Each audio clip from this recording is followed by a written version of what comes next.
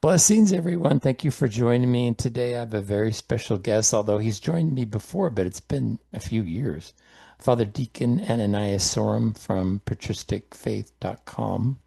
And he's also started the Montanica conference that takes place every year up there in beautiful Montana. So thank you for joining me, Father Thank you, Deacon. Joseph. God bless all of you. Good to be here. Good to be back. Yeah, thank you. Thank you.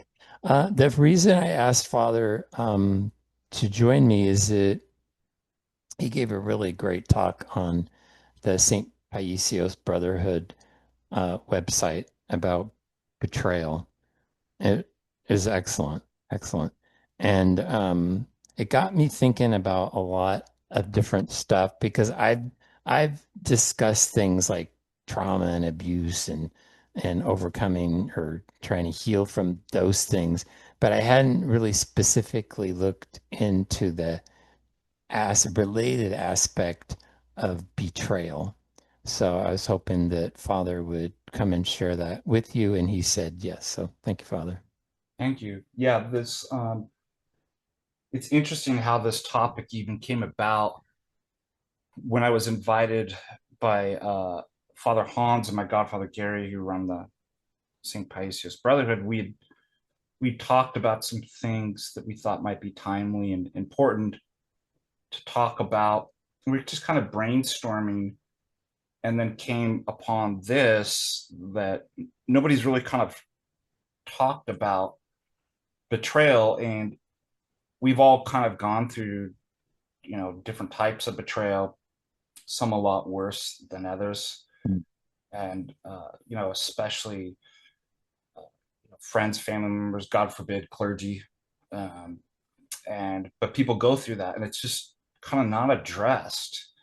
And I think I generally started with the theme of forgiveness because that had been on my mind, and then I coupled that with, well, what does that mean in terms of betrayal? I mean, which is one of the worst kind of things that you could go through, And we saw on some of the gentlemen on the Brotherhood even talked about, wives that have left them or cheated on them as Hmm. well. That's another aspect that's just uh, the trauma. And I call this, it is moral trauma. And we'll talk a little bit about this tonight, that it's something equivalent to like what warriors go through with PTSD. Hmm. And we have two different models. We have a secular kind of therapy model and the way that they try to deal with that, which is not successful. And then people want to know, well, what does healing and forgiveness look like in the Orthodox model? So Hmm. we'll talk about that. And I'll just kind of go through and discuss this. And then, yeah, we'll just ask questions and we'll kind of go from there. And this was such a timely and important and surprisingly successful talk that I actually changed the Montanica when Father Turbo and Father Turbo, I got this idea at the last kind of minute. I'm like, Father Turbo, I want you to join me. So we teamed up when we did a workshop together on this, but I actually switched the topic that I was originally going to do to this just because what I saw in the St. Paisios Brotherhood, Wow. that how important this was. And so I'm honored to share again because I think it really needs to be discussed and talked about. And a lot of this, I'll be using a lot of quotes, a lot of stuff from scripture too, because one of the most beautiful scriptures that we have is from the psalmist, and specifically in terms of suffering and healing. And it gives us a vision of where to go and where the kingdom is. And I'd like to start off with Psalm 133 to kind of lay out where are we going. Psalm 133 says, behold now, what is so good or joyous as for brethren to dwell in unity with love. And that's going to be our focus. That's going to be our end goal. And we even see in the Gospels, love one another as I've loved you.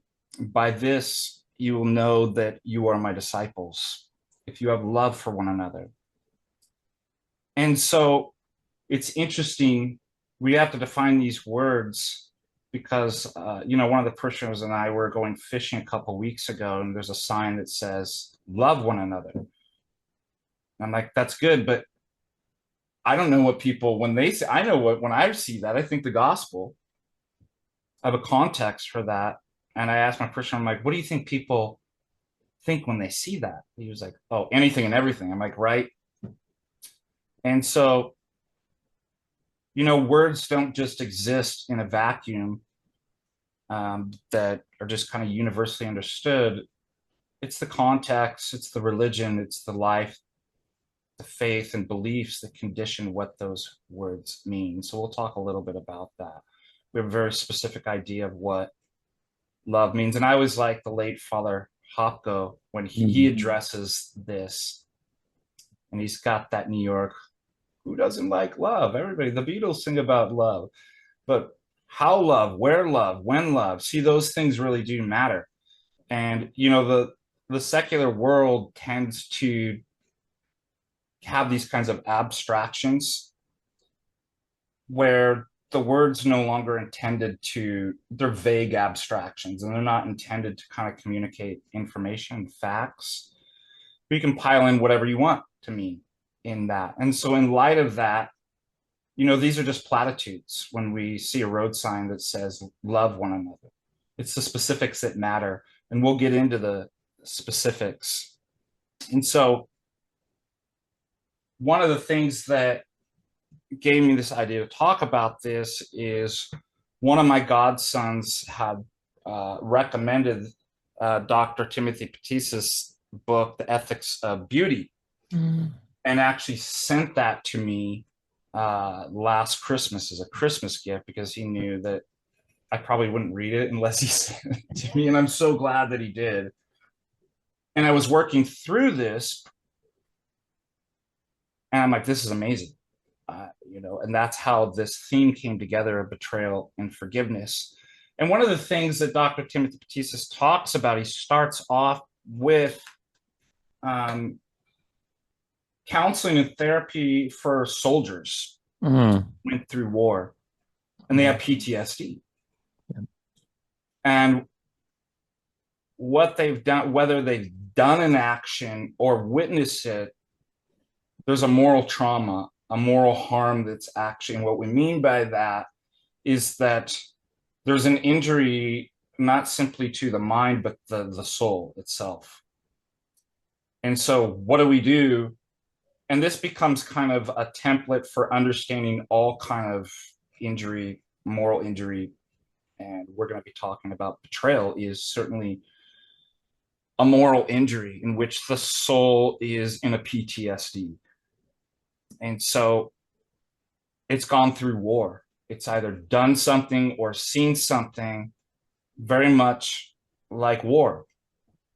And so the question comes up then, typically you see this in Orthodoxy, if there's a sin or there's a crime or something like that, or there's a passion, the opposite is the medicine. The medicine is the opposite. So if I'm suffering from pride, what's the medicine for that? It's almsgiving and service and things like this. So the question about, well, what about war? What's the opposite of war? And people immediately in their minds think peace. Peace is and so I'll read this quote by Dr. Patisse. The opposite of war is not peace, but liturgy. Wow. The cognitive, bodily, totalizing act that steadily increases communion instead of cutting it off. Liturgy is an act that purifies and knits the character together, whereas trauma unravels our character liturgy. I give my life for my brother and sister. I renounce retaliation. I give you my very body and blood for the life of the entire world. We begin to see what's going on here is in that context. when we are betrayed, when we go through an event in war like that, and that is a like war, somebody has set themselves against you and they've created a moral harm in your soul, and you have a sort of PT, you have a moral injury. What is happening to that person is their very being is coming unraveled. So Dr. Patista says we find ourselves in these moral harms excommunicated, not by an official pronouncement, but the very act of sin and betrayal and moral harm excommunicates us from the community of the other. And so the reason why he's saying the opposite of war is not peace is because our very being of our personhood, and personhood is really interesting. And we'll see this, that typically in the West, and the errors going all the way back to Greek philosophy, is that it wants to define personhood in terms of rationality, reduce everything to the rational. Oh, so the person's just a individualized rational essence, as you see in the West. And we'll actually see that all the heresies actually come out of this same idea. However, personhood is more, persons have a rational essence, they have a rational mind, but they're more than that. A person and personhood receives its existence from the other. And even using the term existence, right, referring to the possession, a person possesses this being, in the Latin existere, right, to stand out from, the fact that it expresses that one possesses one's being of their personhood because of someone else. And all we have to do is think about personal, the persons of the Holy Trinity, Father and Son. A father is a father because its relation possesses the being of that hypostasis of fatherhood in light of what? The other, the Son. And we're made in the image of God. And God is a community. He's a Trinity. And so when we experience moral harm, we're excommunicated. And this is why we begin to lose ourselves. We begin to unravel. Because if our identity is found in community, because that's the image of God that's instantiated, so that's what it means to be a person, then I'm losing my personhood.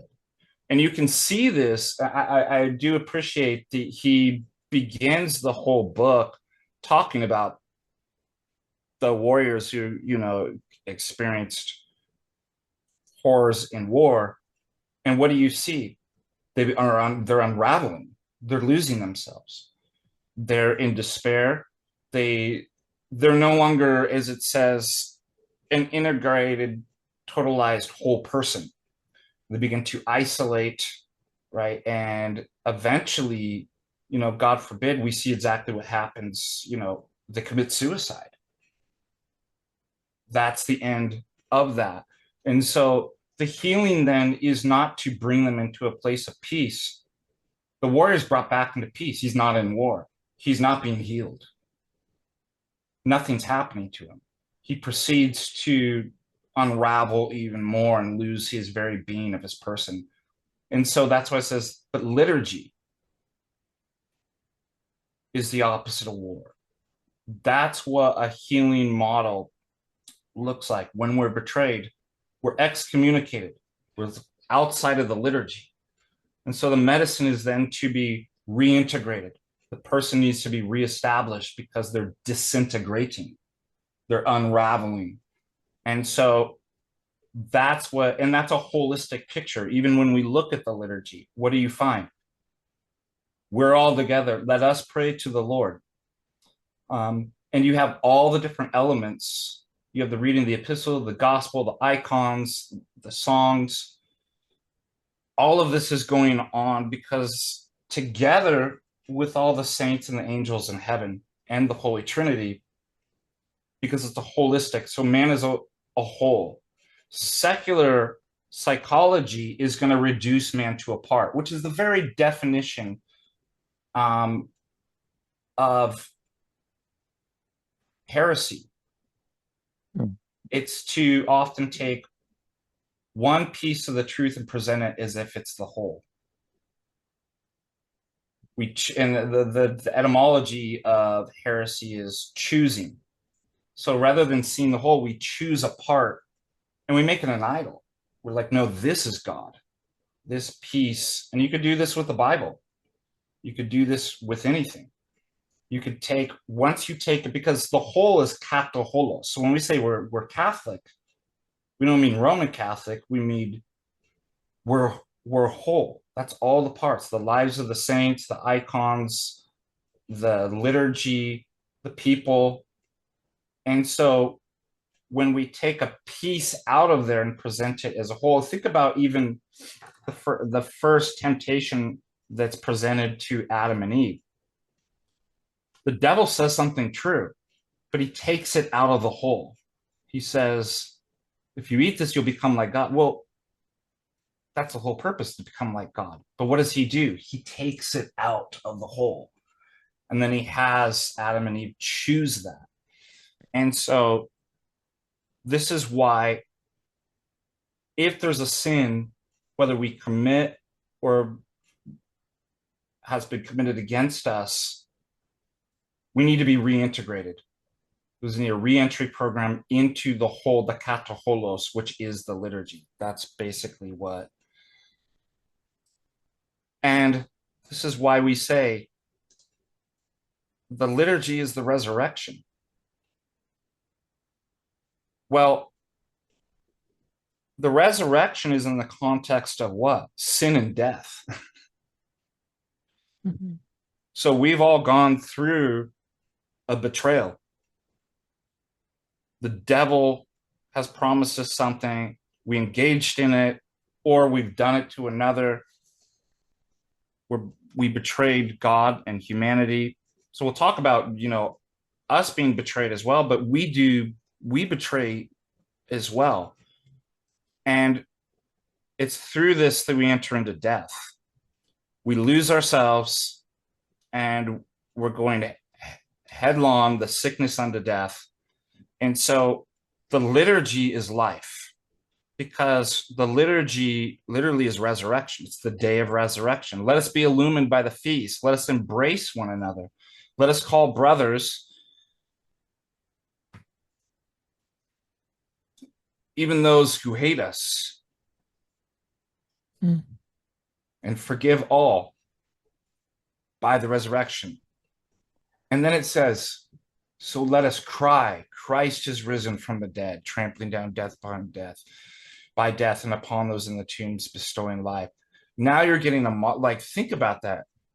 Our enemies, we reintegrate, even those who hate us.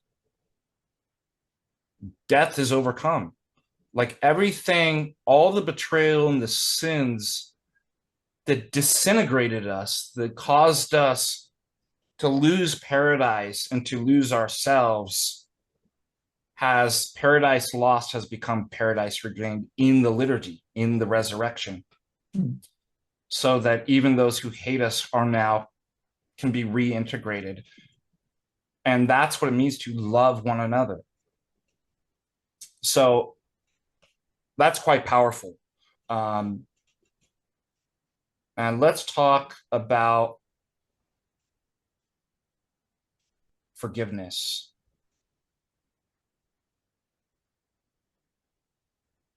But let me read this. This is an amazing one too. This one always makes me teary-eyed. The Psalm.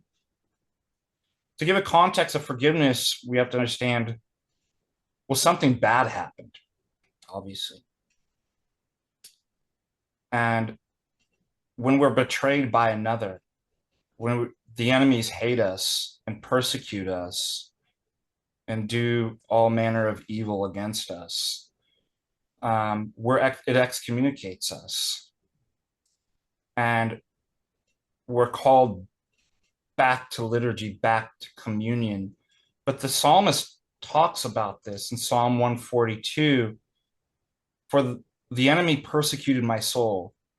And it's really beautiful because it shows what happens when you're betrayed, when those that hate you and do all manner of evil, what actually happens to the soul. And it's horrendous. He humbled my life to the ground. He caused me to dwell in dark places as one long dead. Because that's what's happening when you're excommunicated. You're separated. Your very being, which is in communion, you're now isolated. You're alone as one who's dead. My spirit was in anguish within me. And that's not even enough. You don't cease to be. It's like a ceasing to be while you're still ceasing to be, right? In absolute isolation. And so there's anguish within the soul. And that's what the psalmist says. My spirit was in anguish with me. My heart was troubled within me. I remembered the days of old, and I meditated on your works. I meditated on the works of your hands. I spread out my hands to you. My soul thirsts for you like a waterless land. Hear me speedily, O Lord. My spirit faints within me. Turn not your face from me, lest I become like those that go down into the pit. Cause me to hear your mercy in the morning, for I hope in you. Make me know, O Lord, the way wherein I should walk, for I lift up my soul to you. Deliver me from my enemies, O Lord, for to do your will, for you are my God. Your good spirit shall guide me in the land of uprightness. For your name's sake, O Lord, give me life. So we're entering into death. It's the sickness unto death. And yet there isn't a severance from the life giver. And there's hope and faith crying out in anguish, like, give me the medicine, reconstitute me, O Lord, in your righteousness. You shall bring my soul out of affliction. That's really powerful. That's one of the most powerful Psalms that you could read. So that gives a kind of context and contrast too. And you often read this in the prayers, the contrast about just, it's not ignoring, and we're going to talk about forgiveness is not forgetting. It's, notice, we do not ignore evil. We remember it. And there's a contrast of acknowledge just how bad. We're not going to say, oh, it's all hunky dory, everything's fine, there's no more suffering. Like, we acknowledge it for what it actually is. It's evil and it's death. Yet the contrast is the liturgy and the Lord. And you'll even see this in the pre-communion prayers, going back about how hopeless and wretched man is, and yet how much hope in the goodness of the Lord, right? There's this kind of balance. Because again, the word resurrection only makes sense in terms of what? Death. That's why I always say that there is no resurrection without a crucifixion. And Father Turbo talked about this too. You know, we want to run from pain and suffering. We want to annihilate it. We want to ignore it and forget it. But that's not what orthodoxy says. In fact, it embraces it because our resurrection's through our cross and suffering. And it's not just that there's no resurrection of Christ without the cross. There's no personal resurrection without a cross and suffering.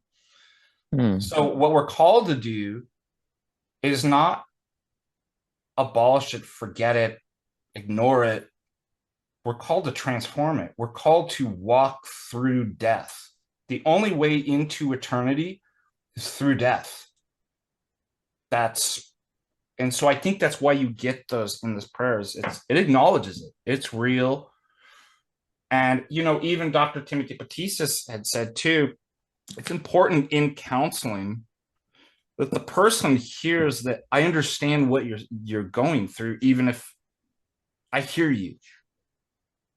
And even before, you know, saying anything, to be a co-sufferer there with them. And oftentimes, just like the word of the cross, even though Christ said 7 words from the cross, the word of the cross is silent. It's incarnational. It's communion is not necessarily saying something. We'll see this, that this is what's wrong about kind of Western therapy is, oh, it's talk therapy, or put everything in terms of rational proposition. But you have to understand that if I had somebody in front of me and said, describe this person, immediately I'm putting up propositions and judgments and I'm distanced, right? I'm not actually seeing the person. But if I walk up to them face to face, I don't say anything and I see them. I don't see them through propositions and words and talk. I see them. That's what it means to be the mystery of the person, the face to face experience, to be in communion. So, one of the first steps in healing is to be like Christ. The word of the cross is silent.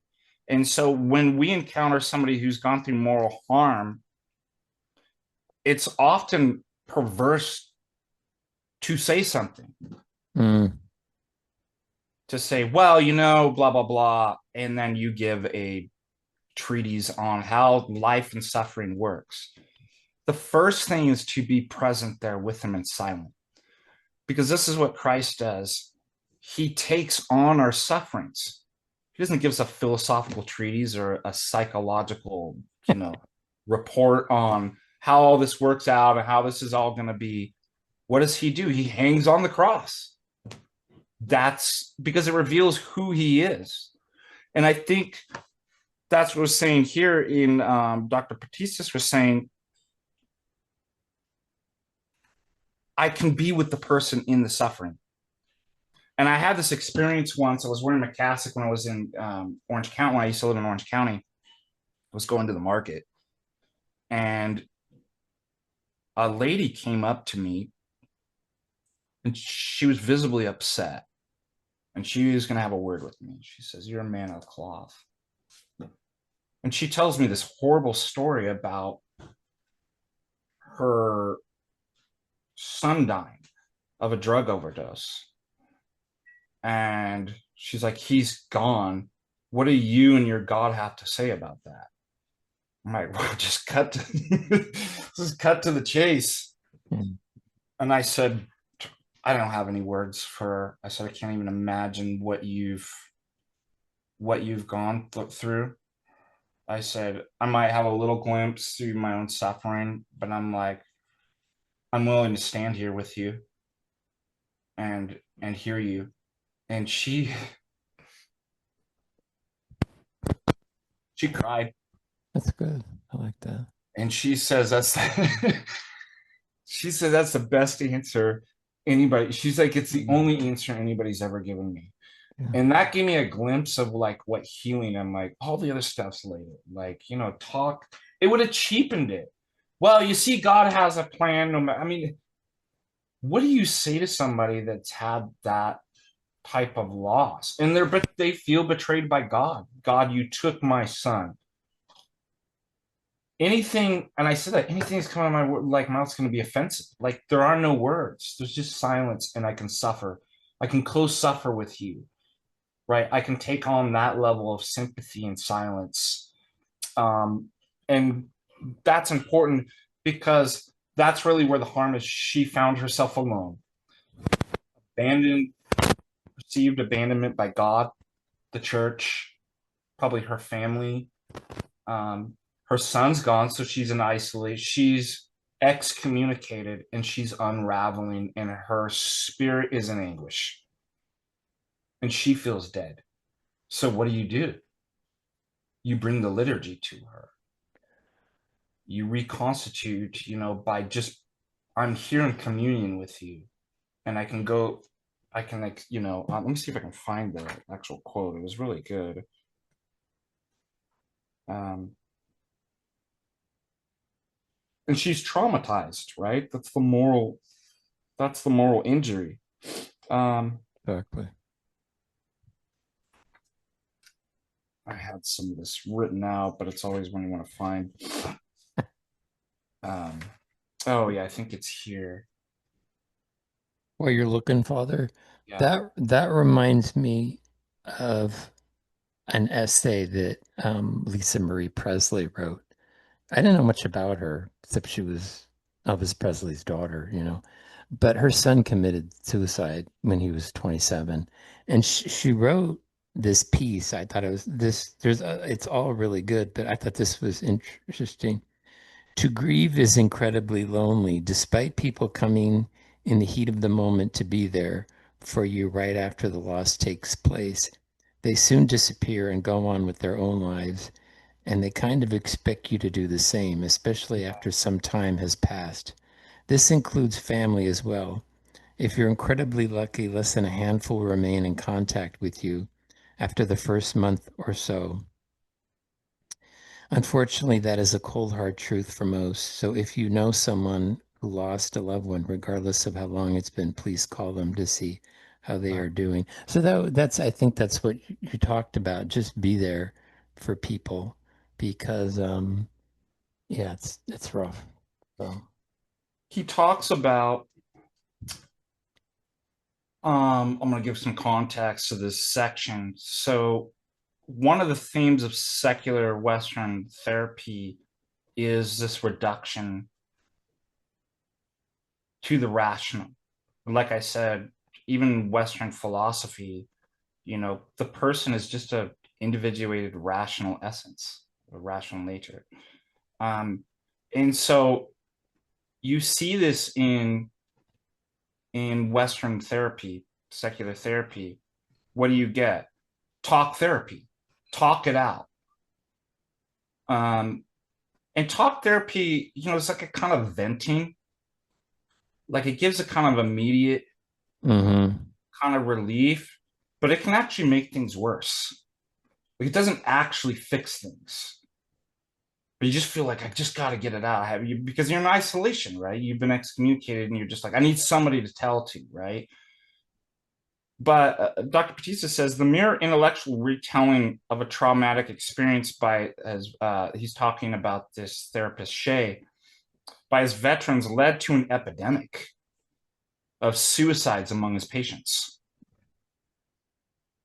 The mentalist approach is always bad, but the trauma sufferers are your poor, your canaries in the coal mine. They are our best and first clue as to why modern psychology is so flawed. So you're causing them to relive like you're bringing it back up without any solution of how to fix it. So I'm assuming I'm just like, well, yeah, like it just causes them to revisit it. And all of this is, like stupid Freudians. Oh, it's all these buried stuff. We just bring it out, and that's to the surface, and that's what. No, It it all. doesn't. It leads to suicide. It leads to death.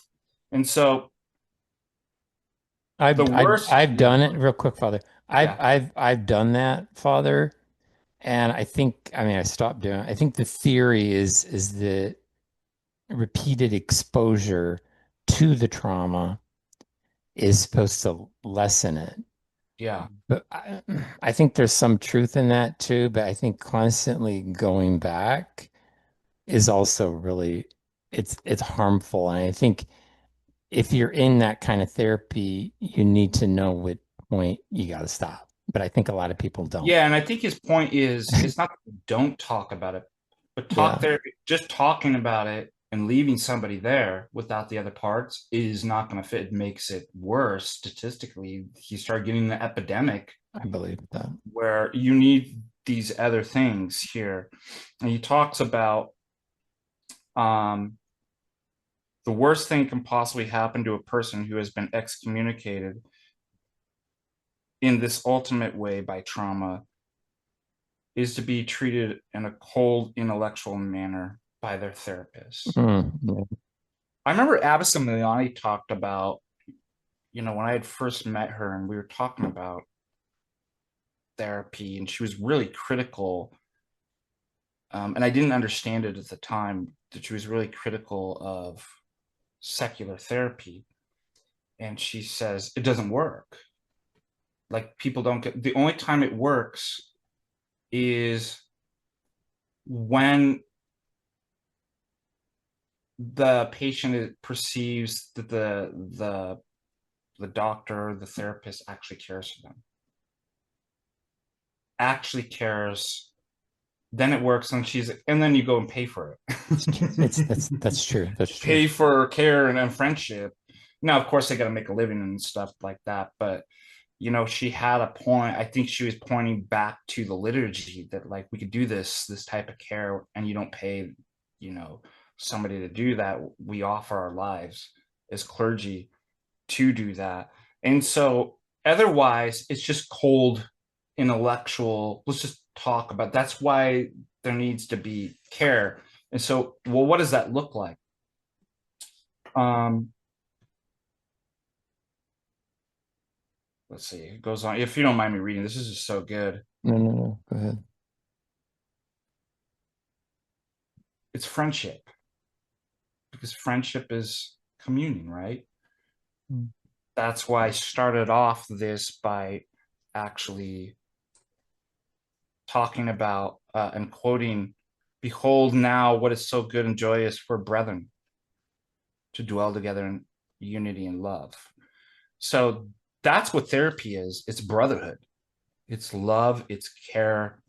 It's not cold intellectual, but we are also intellectual, right? So there's a part of that. We just can't reduce the human being to any one aspect of the whole.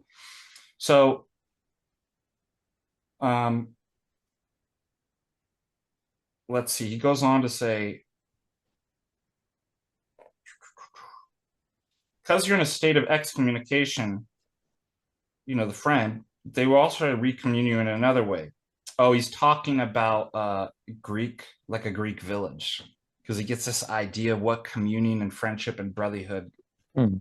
love, look like in a Greek village. Well, how do they do that? Do they just talk and say words? Um,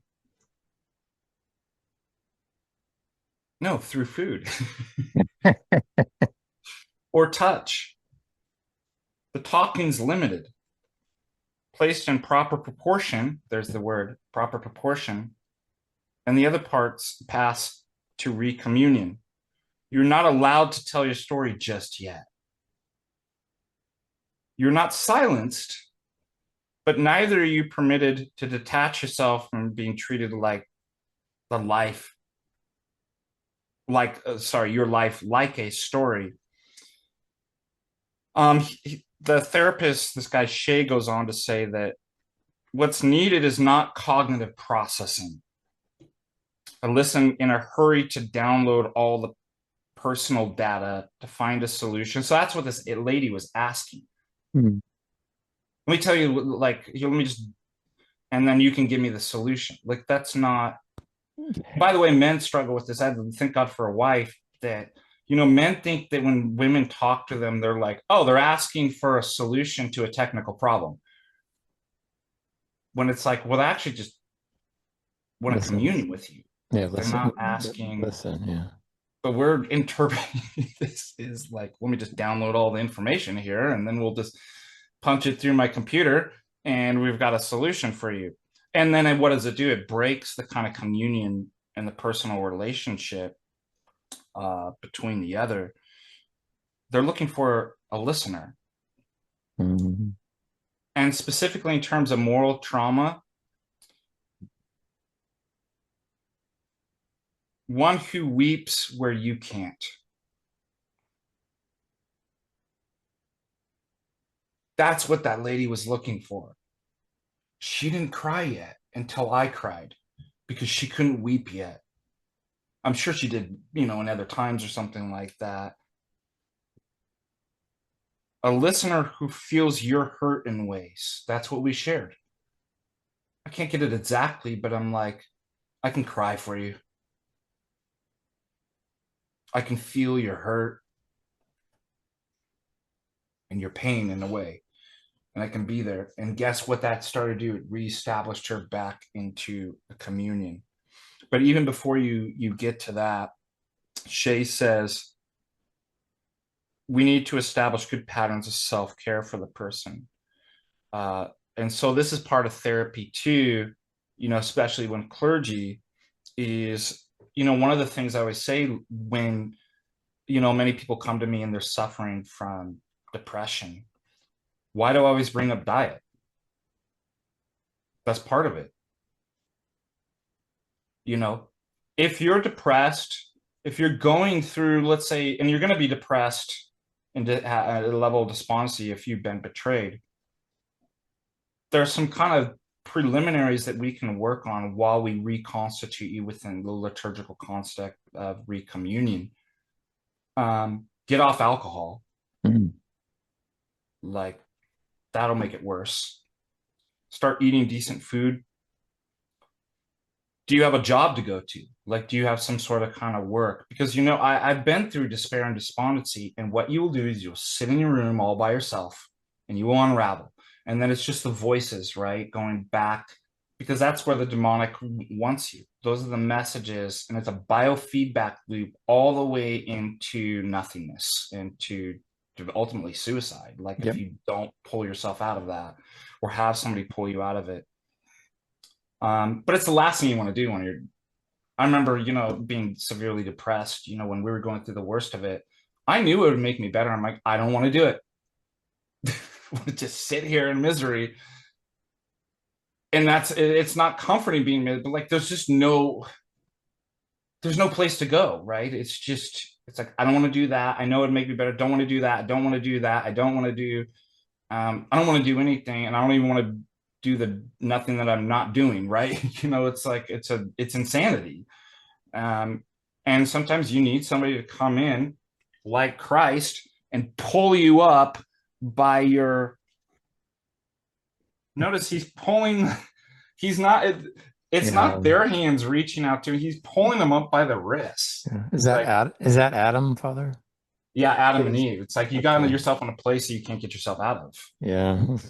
pulling you up out of death. And Mm. goes on, and then comes after that, once you kind of get some of the basics down. And again, I'm bringing this up for any moral trauma or something like that. You're going to find yourself in this. Let's get in good patterns, right?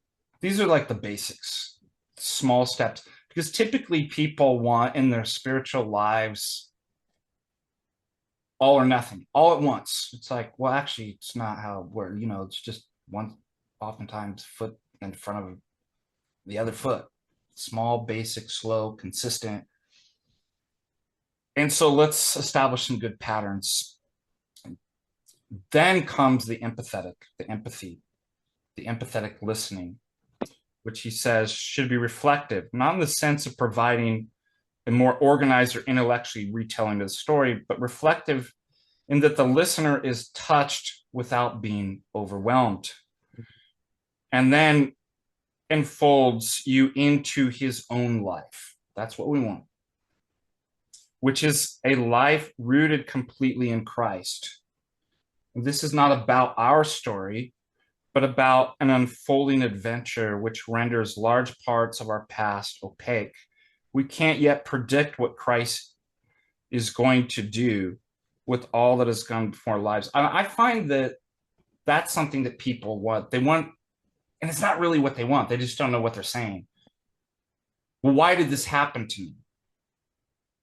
Right? Where am I at? Why is this? Where is Christ and where am I supposed to go? I'm like, I don't know.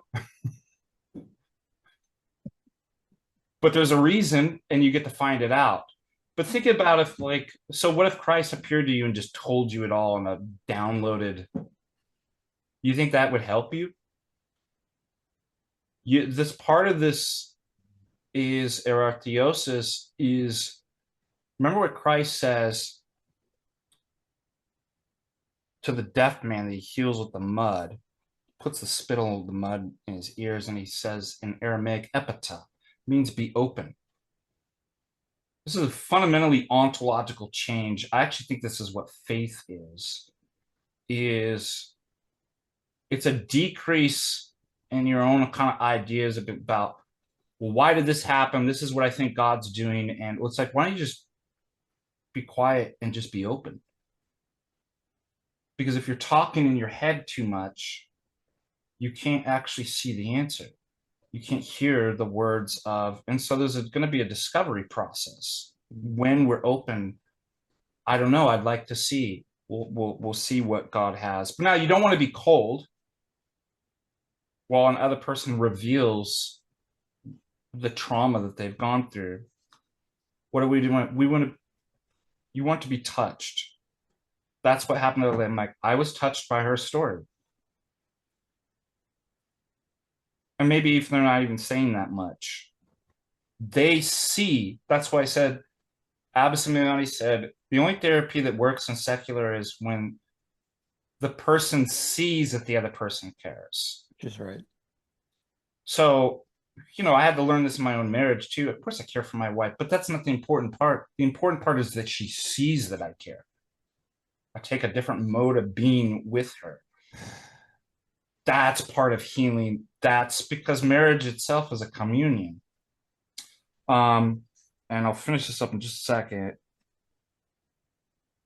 He may not acknowledge what he's seen in you, but secretly it's touched that you are mourning with him or her. That is the aim of this therapeutic relationship, to feel the emotions that he can't feel, to recommune the person whose trauma has placed him outside of human communion. Mm-hmm. If an expression of empathy is overdone, of course, then the sufferer resolves again not to share. And that's what I don't like too, that I hate, they've even brought these people into like clergy retreat, like conferences and stuff where it's like some secular therapist and it's like, others like, now make sure that oh, I see what you're saying. That must be really difficult. I turned to one of the priests and I'm like, just condescending. It's so inauthentic and fake, right? I'm like, so you're lecturing us through and so I actually mocked the lady. And I was like, so what I'm hearing you say is that you're saying that we should be, and she didn't even pick up on what I was doing. And like all the other priests were laughing, but I'm like, it can't be mechanical like that. We have to really actually feel that and be present with the person. That it's, oh, I just learned this line that I'm supposed to say. So the person thinks that I'm listening to them. That's I right. mean, it's just obvious. I don't know, like about you, but I can pick up on inauthenticity right away. I'm like, this person is not an authentic person. They have to feel our empathy. Um, Yep. a patient of concern, somebody who's gone through betrayal, right? It can be enough to let the sufferer know that our helper has cut themselves off from him or her. For such an expression of empathy could only come from a person who feels themselves well and the other person sick. Our empathy for others should be an icon. There it is. It's all about the theology, the icon of Christ's empathy for us. It's not about the healer in the end, but about the mystery of Christ's own crucifixion and resurrection. That's why I brought it back to liturgy. Anyways, that was such an important part that I wanted to read that. Um, any questions, real quick, before I move on to then talk about forgiveness? Yeah, I hate to add anything because I, No, please do. Please do. I just one thing I took a lot of notes while you were talking. Um, one thing I wanted to touch upon was just like the definite. I'm a shallow thinker, Father. You go deep, but I was just thinking of like the definition of betrayal, like like what is it and why is it so powerful? And I was thinking about it, and betrayal is a violation of trust by those oftentimes who are most close to you. Yes. So I'm thinking like family members, parents, spouses, clergy. You mentioned that. So it's different. So I was thinking of like a car accident. So you are in a car accident. It's not your fault. You're, let's say, severely injured. And maybe the other person, let's say the other person was a drunk driver.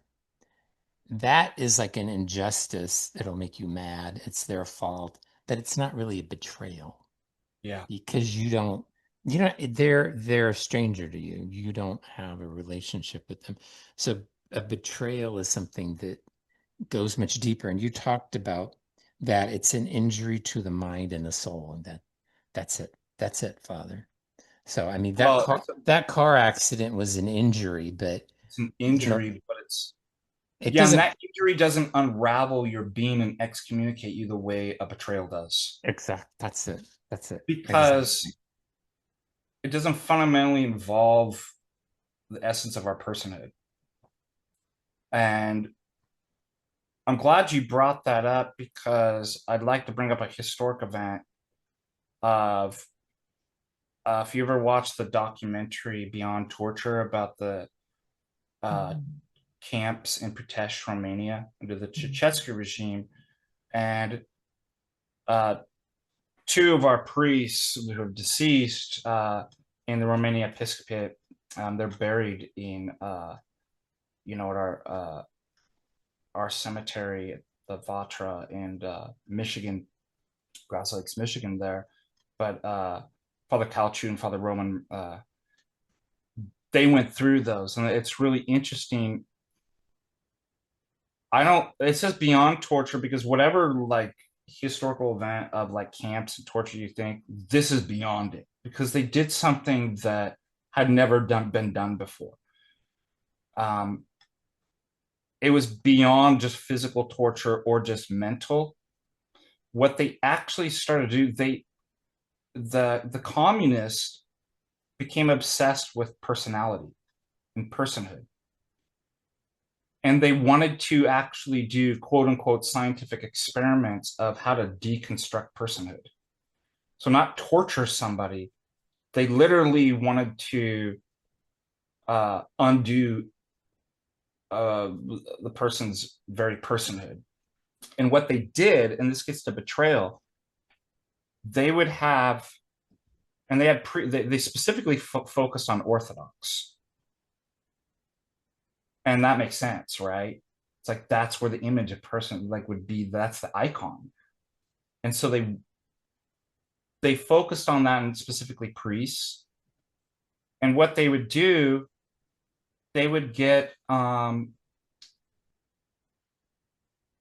they would establish a communion of trust, right? So they would enable a situation in which and encourage they became friends. And beyond friends, the priest became a confessor.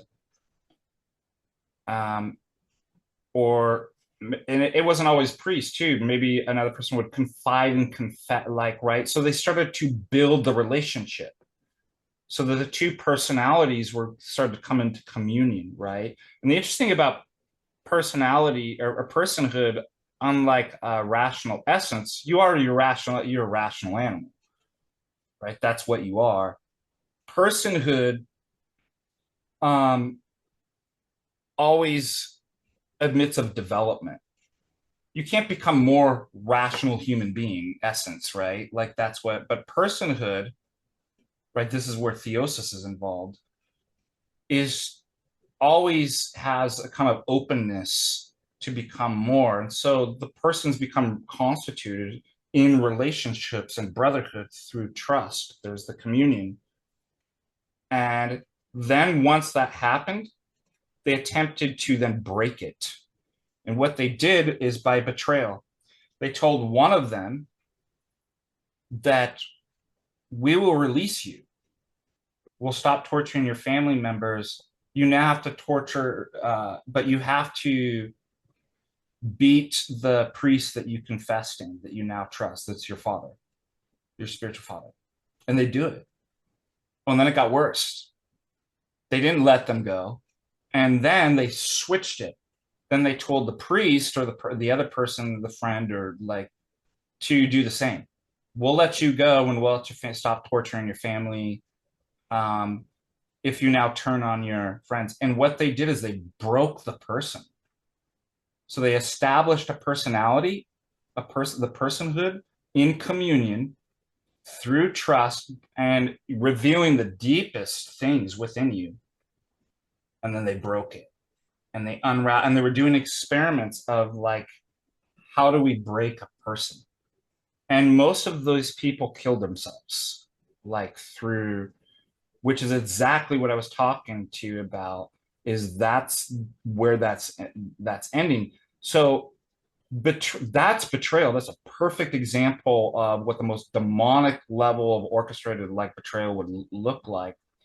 Why is that a moral injury that's far more pronounced and profound than anything other, like that you might witness a death, an accident, because it cuts the very core of who you are. And I think you're absolutely right with that. So check that documentary. I mean, I cannot believe that they actually came up with something like that. And of course, they always integrated it with a physical torture as well, Yeah. so that, and a demonic memory eternal, right? They incarnated the memory so that you wouldn't forget. It's now incarnated literally in your flesh.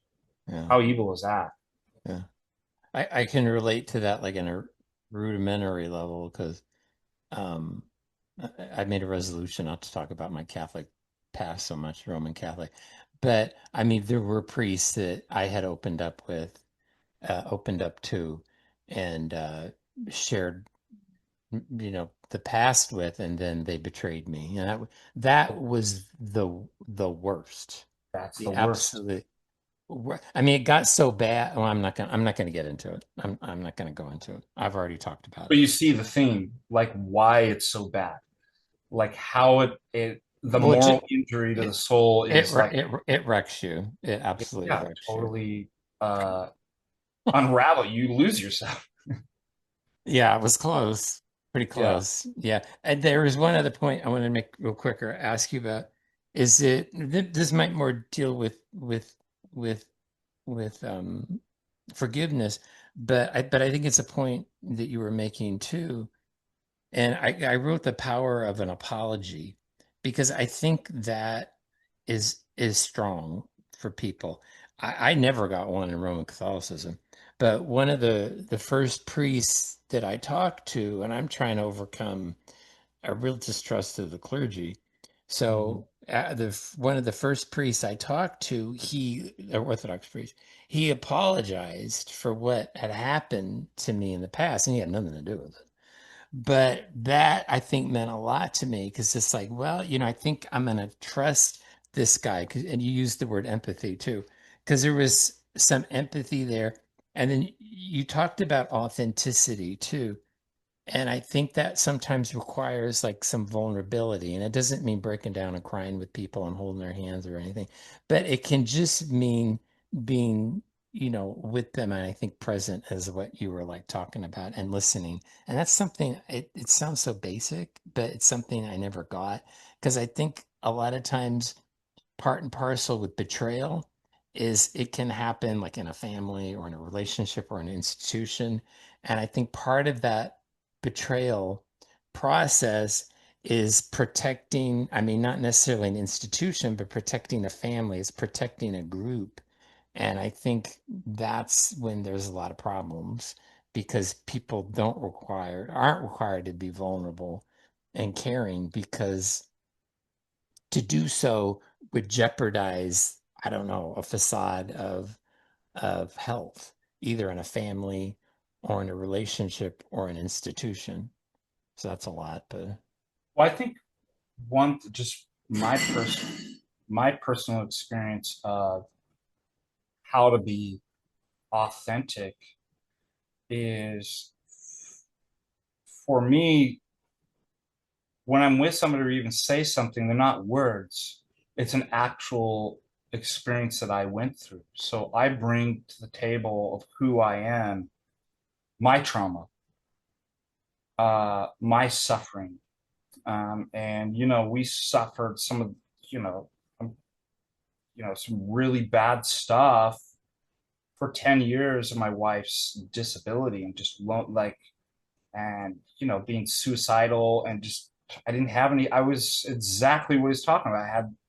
I was excommunicated all by myself, and there was nobody to pull me up like Christ is pouring out. Like I was just, and my cry was the psalmist. Like there was something deep down inside of me though, that where it's like, I believe you're here. Like I believe you haven't left me. It was far deeper than an intellectual cognitive like Yeah. fidelity or belief, and I just held on to it. It's kind of a mystery, and sort of kind of openness that eventually, after 10 years, pulled us out of this dark, and we were reconstituted liturgically in communion. And I tell my wife sometimes, because it's really easy for the mind to bury that trauma and the pain. And I'm like, it's good. I like to sometimes take inventory and reflect and be like, just the very feeling of how bad it actually, I'm like, I don't ever want to forget that. Yeah, you Whereas won't. a lot of people, because it puts it into contrast what God was doing in the very depths of hell with me. Yeah, you And I'm won't. like, I don't want to lose that memory. Like, look how far we came, that our God is a savior who went down into the depths of hell and saved us. Mm, And I won't understand that healing and that resurrection, and if I forget that. And your mind tries to forget it. So I try to recall that, but I bring that to therapy too. When I'm in a personal, encounter with somebody who's suffering, the reason why it's authentic is because I've been there, and I'm not going to forget it.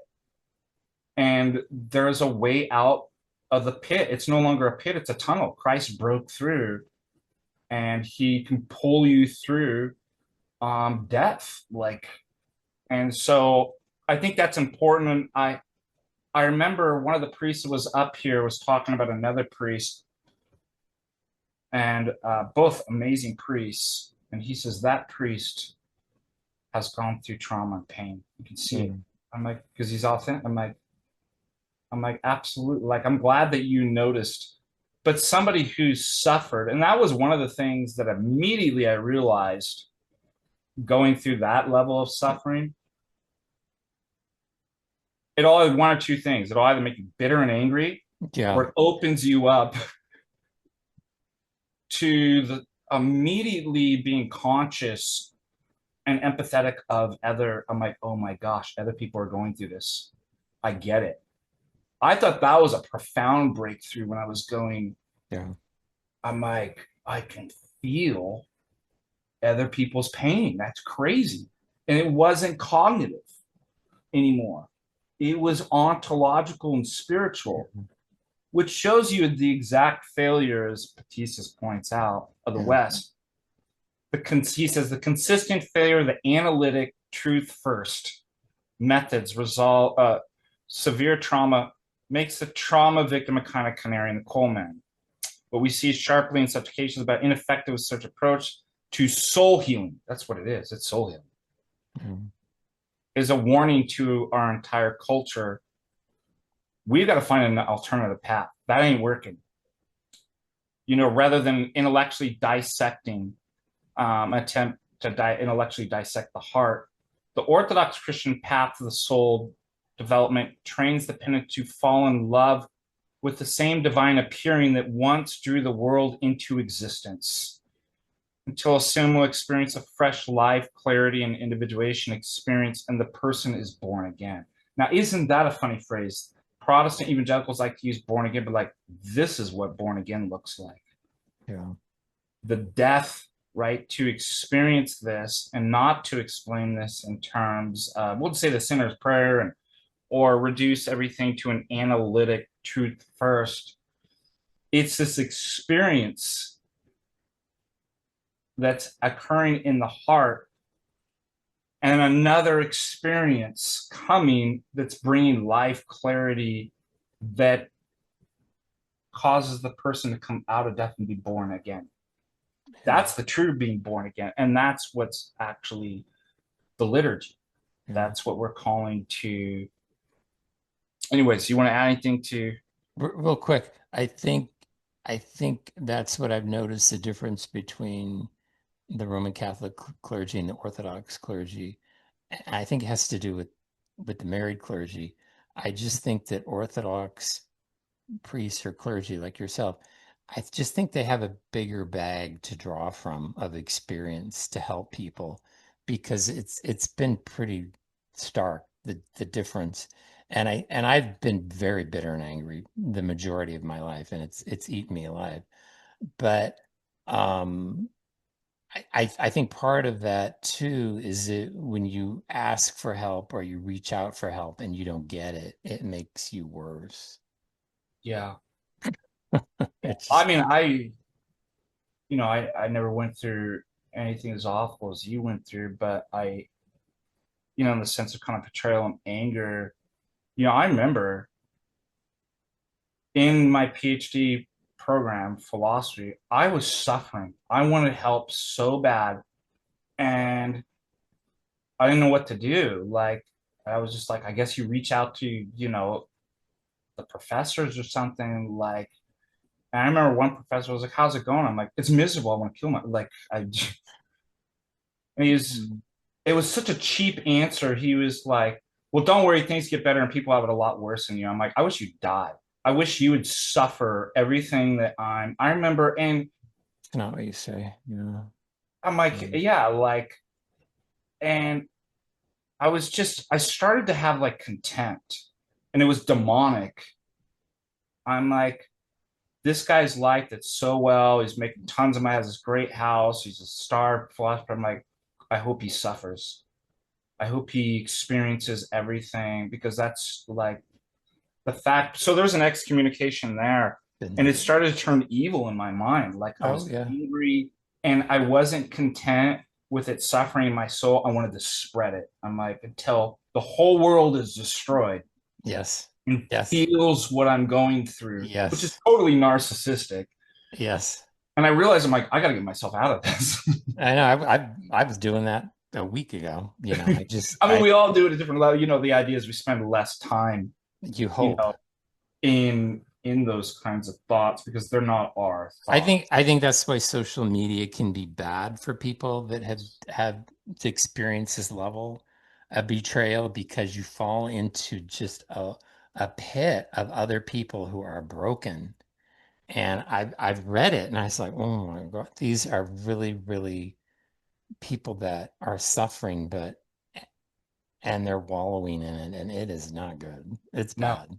and it turns into resentment and hatred, Oof. and which, interesting enough, we'll talk about this a little bit later. The things that unravel you, the reconstitution and recommunion in the liturgy is in terms of all the opposites, i.e., the virtues, and how that and forgiveness is one of them. If I listed out the kind of virtues, but yeah, all the opposite is hatred, envy, contempt, malice, like and they can build on it. They wrap into each other. Like one leads to another. So part of in our spiritual journey is to be able to identify that if I don't get in control of this passion, it opens up for the next one. So when there's a moral harm, right, you're already excommunicated. Now you're vulnerable to demonic. That's exactly where the demons want you.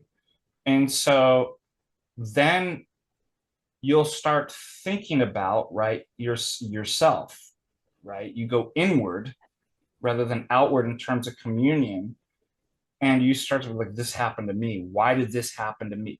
And then you'll actually. So I noticed when I was talking about the other professors, one of the worst things you do is compare yourself to other people. So then I look at my life and the suffering trauma in my life, uh, and I'm like, well, look at this person, how good their life is. right? Mm. And so then comparison, you shouldn't be comparing yourself to, and it's all distraction, right? From basically the kingdom. It's the devil's getting you to look at other things so he can get you into further down the line. So the next one is once you start comparing, then envy. Mm. After envy, what?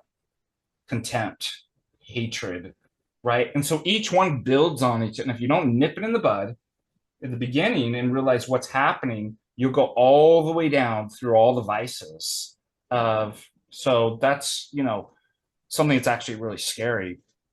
And part of the healing and the therapy requires being able to identify like when that's happening, how that happens, and to reconstitute. But yeah, that's a and it happens, in everything in our lives too. So it's not just these huge uh, soul harms, trauma that happens, but like that's what like even small things can become.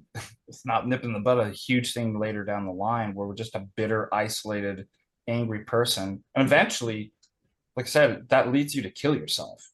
Yeah. That's exactly where all that stuff will lead. Yeah. Um, Ay, ay, ay. No. well, let's talk about, and we're being held in cap. That's what I want to talk about, captivity. When we're going through that stuff, you're held captive by something, your own thoughts, your anger, the trauma itself. We need to be released. And whatever we're going through in life, the theme in Orthodoxy is being released from captivity so that we may be saved and we may grow. Because a personhood is not a fixed essence, it always admits of more, right? This is theosis, that we become truly human when we end up acquiring all the virtues. Those virtues can't actually, as Father Turbo said, cannot be acquired without suffering in the cross and moral harm. That's the world. So we can't run from it and we can't forget it, but we need to be released from it and we need to be able to transform it. And then when we do that for ourselves, it begins to heal others, right? That's why St. Seraphim Seros says you acquire the Holy, that's what the Holy Spirit is, the release from the captivity, so that when we acquire those, and the Holy Spirit is what endows us with all the spiritual virtues. That's it allows us to release ourselves. When we acquire the Holy Spirit, we save thousands around us. It begins to heal others. So we work on ourselves, these things, and then it heals. And the primary theological virtues are faith. Um, and I want to say that faith certainly is not a cognitive assent or even trust. It's an action. Mm. It involves incarnating what you believe and mentally assent and trust to actually do something. And I always talk about, when we're making catechumens, they leave the word, they literally turn around, a changing of the mind, repentance, metonia. They're going one direction and they turn it around, right? And I believe there's the church, there's Christ. That's what I want. And what do? They take a walk, because you can't just stand outside the church and be like, I believe it. You go get him, Jesus. You go get him, Jesus. I believe. Jesus, like, walk. St. Peter, walk on the water to me.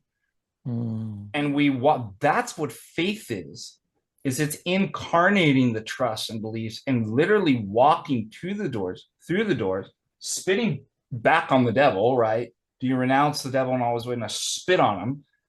And then walk into the liturgy. That's faith. So it is a work. Hope. You saw that in the psalm. That's another virtue. Um,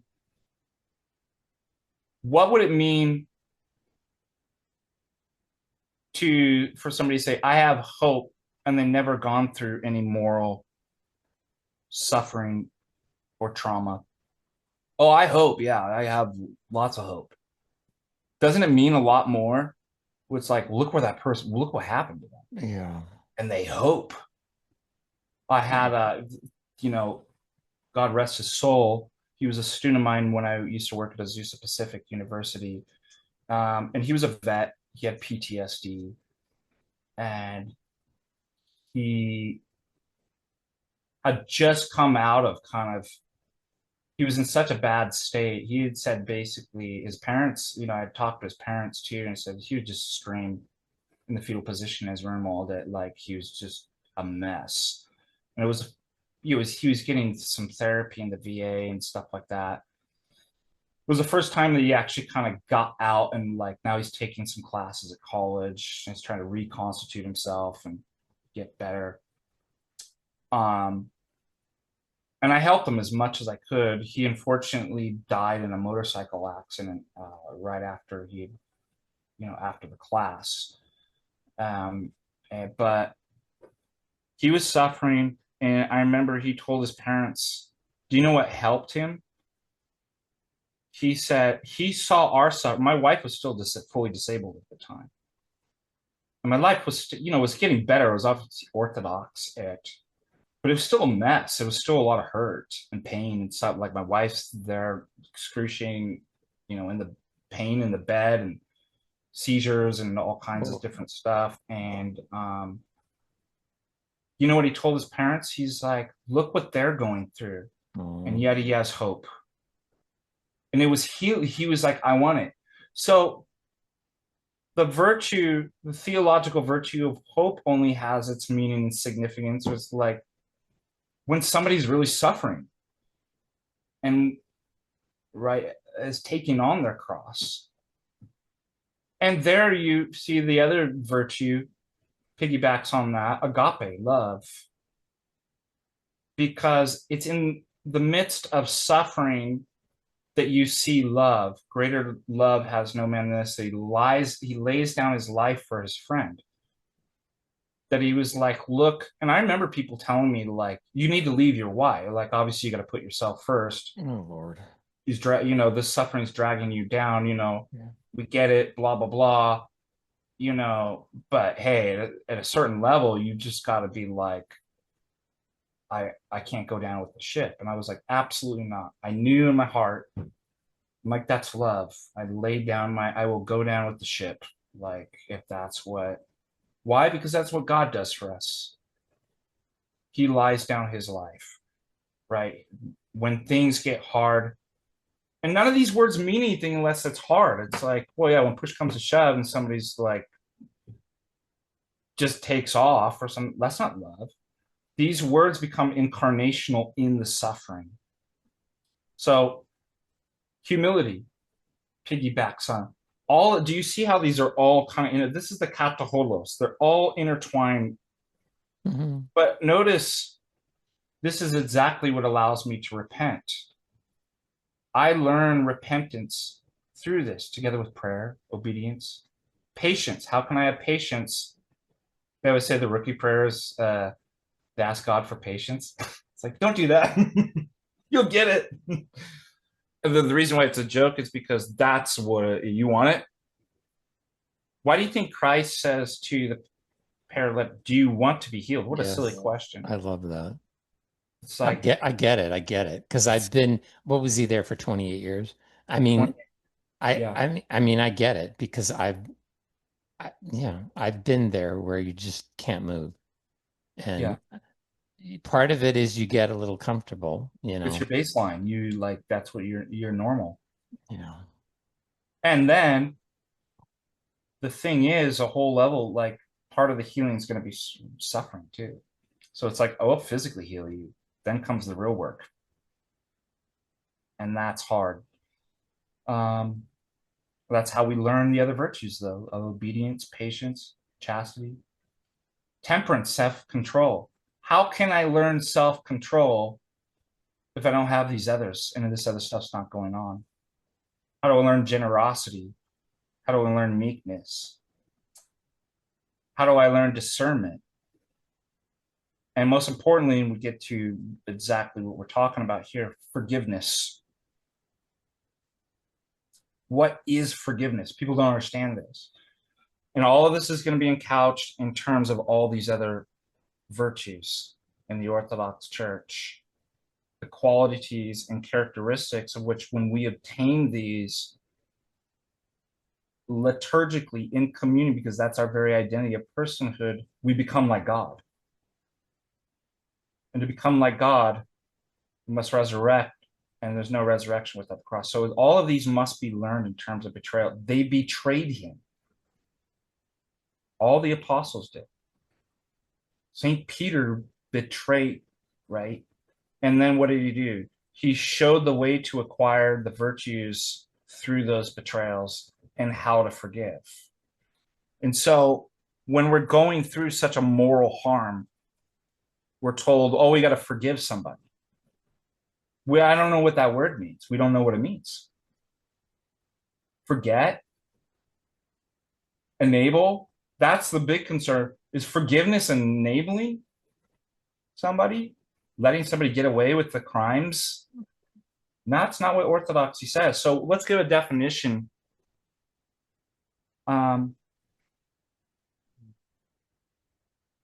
It is in the Orthodox definition of forgiveness, because we're talking about the opposite of this is captivity. Do you want to be free, or do you want to be a captive? Do you want to become like God, or do you want to dissolve into non-being and lose your personhood into death?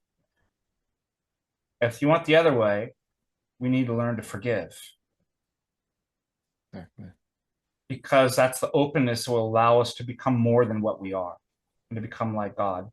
So forgiveness is not forgetfulness. Forgiveness is a release from the captivity of the memory of the past. So whatever happened in the betrayal, or how deep that went, we're being held captive by it. Mm-hmm. And we're unraveling, our very being is unraveling. We're excommunicated. So for me to be recommuned and reconstitute my being, liturgically speaking, I need to be released from that. And every sin will do that. Every sin we have to be released for, and because every sin excommunicates us in that sense. So forgiveness doesn't really do much for the other person, right? Only God can forgive in the sense of releasing another person. So if I forgive somebody, does it really change? Not really. It doesn't do much. Because I remember thinking, well, wait a minute, how do I forgive? I remember asking Father Russell this, how do I forgive somebody who's betrayed me, who doesn't want to be forgiven? Yeah, exactly. Yeah. I thought these people are enemies and hate me and want to see me dead. What? They're not sorry. They do it again. So don't you have to ask forgiveness to give it? And he said, no. Because forgiveness doesn't do anything for the other person. Forgiveness helps you. It releases you from captivity of the memory of the sin of the past that was committed, the betrayal that was done to you, so that you can progress and become like God and heal others. So what's happening through betrayal is I'm being held captive by resentment. I resent what happened. And rightfully so. It's right that, like, there's a part of it that seems correct. The problem is you're being held captive by the resentment, and it's killing you. As you'd mentioned, it was destroying you. Yeah. It Yeah. does. It destroys us. The hatred and resentment, like, it doesn't make us better. It makes us worse. So if we want to get better and healed, we have to forgive. We have to be released from the captivity of the memory. But notice it doesn't say don't remember. We're all remembering. That's why I call those traumas back to memory. We even say memory eternal, right? Lord, we don't say annihilate everything that bad happened right? Hold everything in memory and make it right. But don't forget, there's still boundaries. I would never, I mean, imagine if uh, let's say somebody, this is a fictional story, it's not a real, but I imagine it's happened somewhere. Let's say you have a treasure at the church and they're a drunk and drug addict and they're not actually, they go and they take the church's money and they go to the casino and they lose it all because they're not sober. They're not thinking correct. Now, let's say they're truly repentant. They're not just saying it. And you say, I forgive you, right? Does forgiveness mean now let's put you right back in? Here's the bank account information. I would never put Mm. somebody that, like, I forgive you. I'm not going to, I don't forget it. Like, that's a real thing that happened, and we can't put you in a position where you could do something like that again for your own sake and for others, right? But I'm not being held captive. Like, I don't have a I'm released from that. And I think that's a good, and there's mercy in that too. That's the other thing is you're offering mercy, the resentment's being exchanged with mercy, but there's still boundaries. You still remember it, right? Because the mercy is the healthy thing to actually do, but you're actually released from that. Because only through the release could there ever be a reconciliation in a betrayal. But,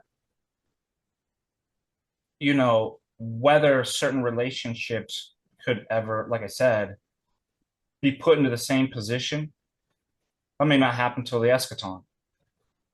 Like somebody who cheated, you know, you could be released, you don't forget it, but like, could you go back to the same? Could you put the treasurer who squandered all the money back? It's like, of course you can't. No. You can't. So that's important to know what forgiveness actually is. Does that make sense? Yes.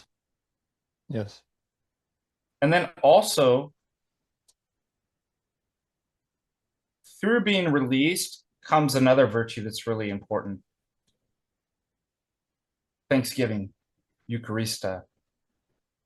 How do I put myself in a disposition of gratitude of all things?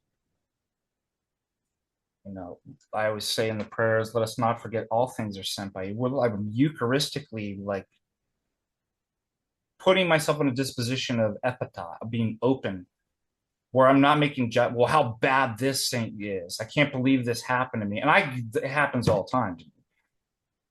Um, I've got lots of experience just this year with just like stupid stuff that, happened, losing tons of money or something. Like, why did this happen to me? Right. Um, why am I making a judgment about that? Maybe there's something good in that. Why should be like open? I should be open so I can be grateful to God so I can see. Do we not know that all things are sent by God? Right. Maybe I should stop being so prideful and thinking I know how all this works out. And Yeah. because what happens when I take that mindset, I just become bitter and angry. Mm. And it's even like something stupid at the beginning of the day. If something bad happens, that can set my tone for the rest of the day. Where now I'm driving well, look at this idiot in front of, you know what I mean? Very well. I know very well what that's But like. it's and like everything just starts to unravel and get worse and worse through the day. So I try to practice setting that back and catching myself when I do that. But a good practice for that is to just start the day off with naming things that you're grateful for. It puts you in a kind of mindset. Otherwise, you go the other way. Like and it's just practice. Um, and we have to be thankful that God even allowed us to go through the trauma of betrayal. And I'm going to talk about that in just a second, but I wanted to open it up for you to add anything or questions. Like, how are you thankful for bad things? Yeah, I don't. Yeah, I struggle with that. It's hard. Um, And by the way, we can talk about, in one sense, we're just talking about this intellectually. You got to incarnate that. And unfortunately, you're only going to be able to do that through suffering and difficulties and stuff like that by practicing that. There was a student of mine who was Orthodox, was doubting the existence of God. And they wanted, those doubts to be cleared up. I'm like, well, I've got good news and bad news. There's an easy answer to it. It'll be really easy. Bad news, you're not going to like it. And it was like, what? And I'm like, lots of suffering. Make it real clear. All these stupid doubts and arguments and philosophy go away. And that's what happened when, I went up to, I realized that was one of my kind of first insights when I was in the dark night of the soul and the depths of despair. And I went to the department and I grabbed some of the professors and I'm like, I want to kill myself. What do you have to say about that? Do you think they said anything? I'm like, exactly. I'm like, oh, your stupid philosophy. What good is it if you can't reach a man in the depths of his suffering? I'm like, a bunch of meaningless garbage. That was a huge breakthrough for me. Guess what? It was apocalyptic. There was a review. Things were made really clear. But that's how my who wants, like, oh, that's what I want. I'd like a real clear argument for the existence of God. I'm like, I got one. yeah. Or if they've got one, they're called those concentration camps in Pitesh, Romania. I don't think you really want to go to through that, but at some level, we all have to kind of go through that. So we have to be able to see how to be Eucharistic in the hard stuff. It's easy to be thankful when everything's going your way. Exactly. And I remember talking to Father in confession about this. That we're gonna remember this one event. It's when my last car that I had, I was just gonna turn it in, sell it back to the Subaru. We just got our first snow, and there's a gas station right over here, and they hadn't plowed anything yet. And so the gas station was like, there's the main street here, and then the back of the gas station goes off into a side street, which goes you just take to my apartment. So that's the way you always go. You come into the street, you get the gas, and then I always go out the back. I couldn't see anything. It was just white snow, and there was this huge ditch.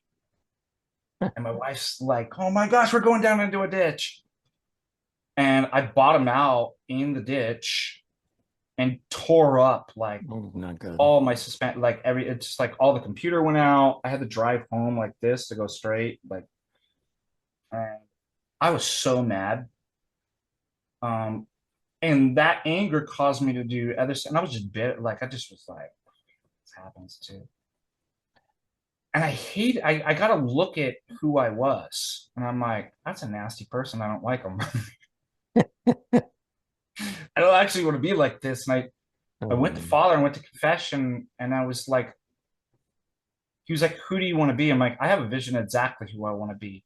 I want to be the person that no matter what happens to me, no matter how bad, they're like, that man's just so full of joy. Nothing touches it. Wow, that's hard. That's That's hard.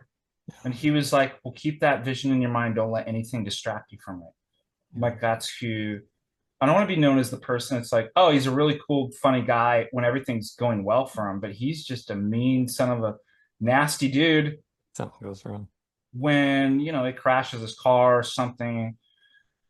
So God just gives me, I get these breakthroughs. It's still not enough to change me. I have to keep going through it, reincarnate. So God sends me more and more and more. And, of course, I complain and I yell and cry and scream like a baby when it happens. But the idea is like I'm making any progress. I talk to Father about, well, you don't want to see in this all or nothing. Because I'm like, because the devil will try to get me to despair. Like, oh, back at it again, fell into the same sin. You're not making any progress. Well, that causes you to despair. So Father Russell gave me a good technique. Mm-hmm. suppose it's anger. He's like, how angry were you at this person or this event? A day? I'm like, yeah, okay, a day, 2 days, whatever. He's like, okay, the next time it comes up, he's like, could you do 8 hours instead of a whole day? I'm like, Yeah, exactly. probably. We could probably do that. He's like, on the next time, 7 hours, 6 hours, five, four, three, two, as it goes. I'm like, yeah. Then you have a mark for like actually making progress. No. He told me that St. John Maximovich, where you're at, had actually a problem with anger. Mm, And Father told me the first thing to realize, because you want to personalize, this is me. And he's like, those aren't you. Those are thoughts and demonic darts hitting you. Now you're responsible for how long you mess around with it and entertain it and play with it.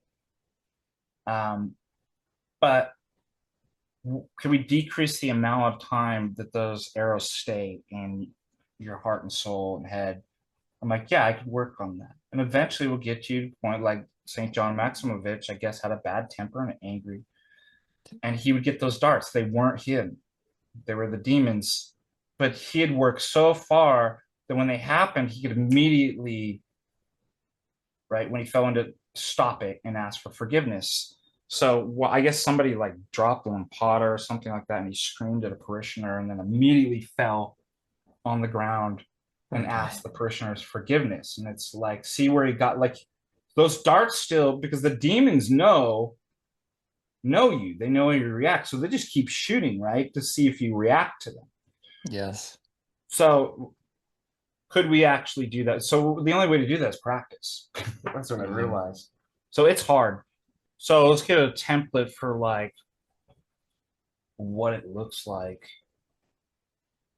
for the Orthodox Christian in terms of healing when bad things happen, like how to view those.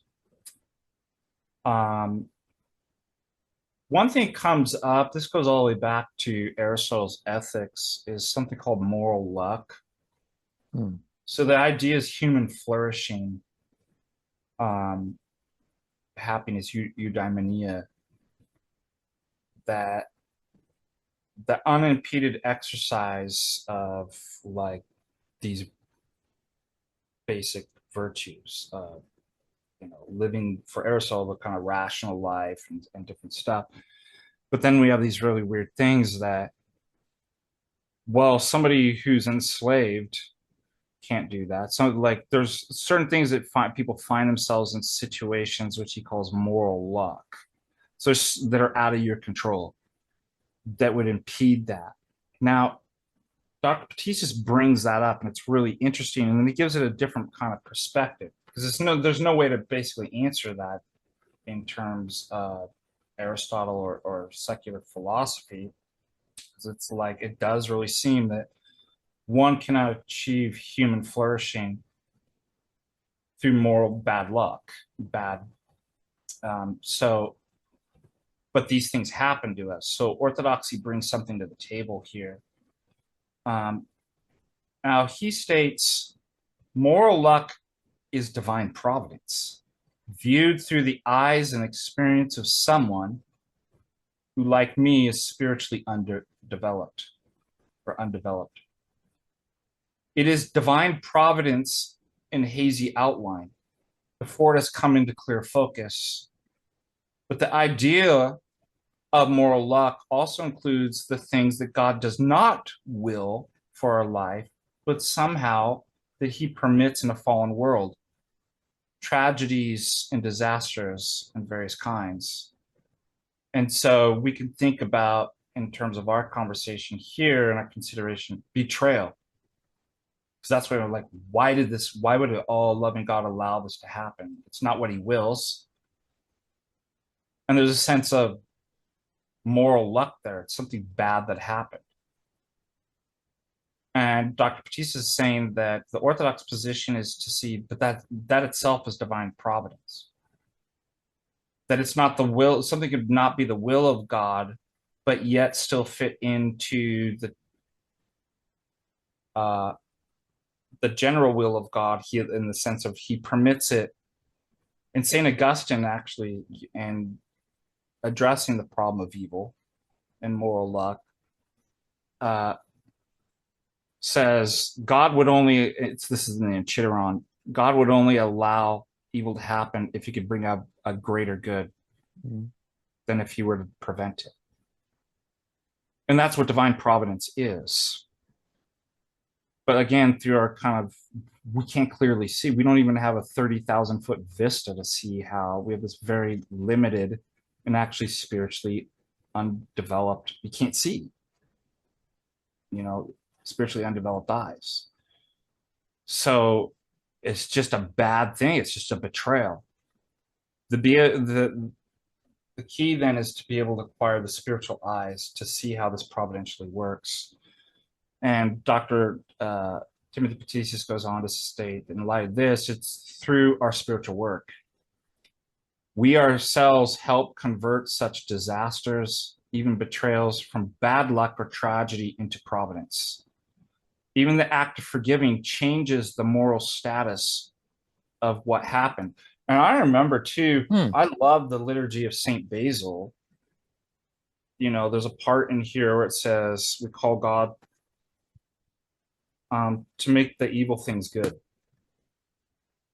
But what's interesting is we're co-workers with God. So it's not, again, like I said, you go get him, Jesus. He's like, let's do it together. Yeah. So part of this is our spiritual work is, it's not just God converting spiritual disasters and even betrayals into something good. We're doing it together. He's like, let's do it together. And that there's the notion of communion itself. Well, let's think about, well, what does that mean that me actually forgiving changes the moral status of what happened? It's actually changing the universe, right? Morally speaking. Well, let's go to scripture. John 8, when Christ is addressing the sinful woman, he says, is there no one left to accuse you? Then neither do I accuse you. And what does that mean? In other words, how badly another person hurt me in my past is in part only discoverable in seeing whether or not I'm able to recover from the injury later on. How crazy is that? Isn't that interesting?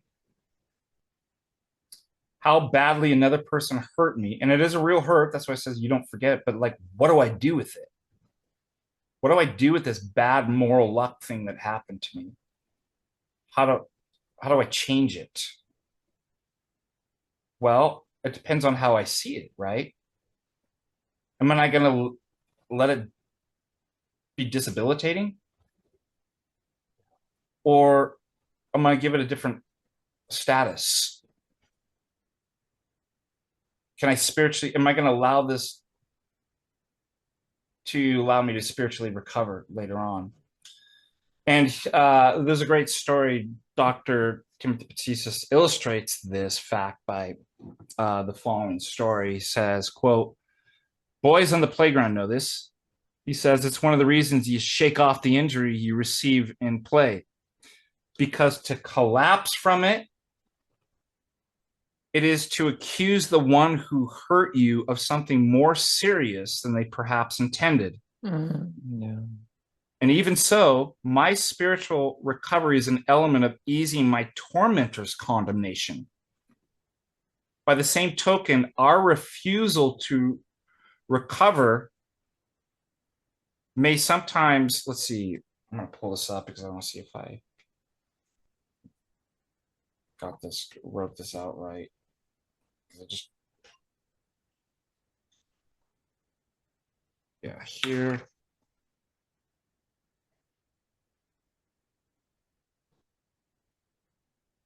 Sometimes it seems like it's our only recourse to justice. Or he states this, or this refusal is our revenge. Or it's even our way of staying in solidarity with others who have suffered like us, including Yes. our earlier selves, which Yes. we may imagine ourselves to be protecting by not growing forward. So, Well, what's interesting about that, it does more injury. It makes, when we refuse to release ourselves from that captivity of the memory of the past, it gives it an ontological status that it doesn't even have. yeah, It makes it more evil. that's it. And That's we it. think we're doing justice. That's it. But isn't we can turn that around and be like, actually, the real revenge is to allow it not to do that. Then it releases me, it releases the other person, my future self, all these different things. God, That's yeah. what we have to do with bad moral injuries and That's, betrayal. I can't give it more. And notice that's exactly what the devil is doing to us when we're in despair, like when like a moral trauma had happened. He wants you to invest more in it, make it more evil, make it more now, spread it. well, when your victimization becomes your identity is the absolute worst, then Yeah, you are in hell. yeah, it's exactly. And Um, I've done it. yeah, I have too. Yeah, exactly. It's hell. Now, what about moral luck, evil, divine providence, particularly in light again of the real evils of betrayal, because they really do something that the other evils don't. Luck, in this sense, Dr. P says, a brute randomness. It's just a sign. So this is interesting because when we say luck, what do we mean? Like, oh, it's just chance. It's just chance. It's not the way things supposed to happen. Just randomly went out. This thing happened to you. Well, how does that work in terms of providence? Because in the grand scheme of things, it's not that God is directly causing, right? We're not occasionalists and willing all those things. He allows them, right? He brings it all together. So there is no pure randomness or chance. Even Aristotle made this argument. Um, but there is some sense in which we use that word. So what does that mean in light of randomness? And he has this great, I mean, in terms of providence, he says, well, this is just a sign that the world is still being created out of the water deep of non-being and chaos.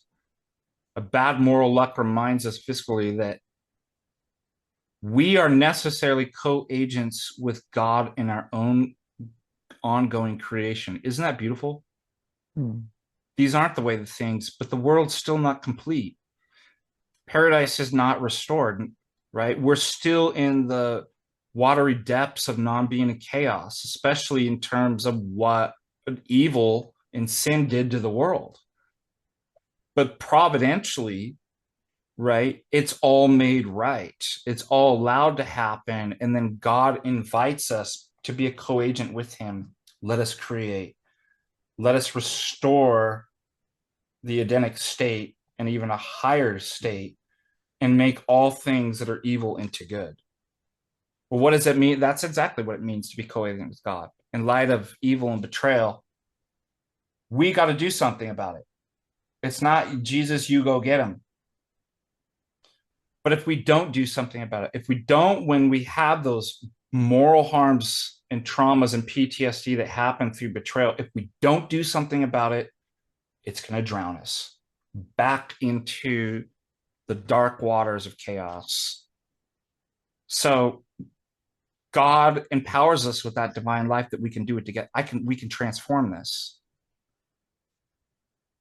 And it's not by our own works, right? Like just, alone. But remember, Ephesians 2:8 says we're saved by faith, by grace through faith, not by works. And what it's saying is, well, if grace is God, faith is a work, it's an action.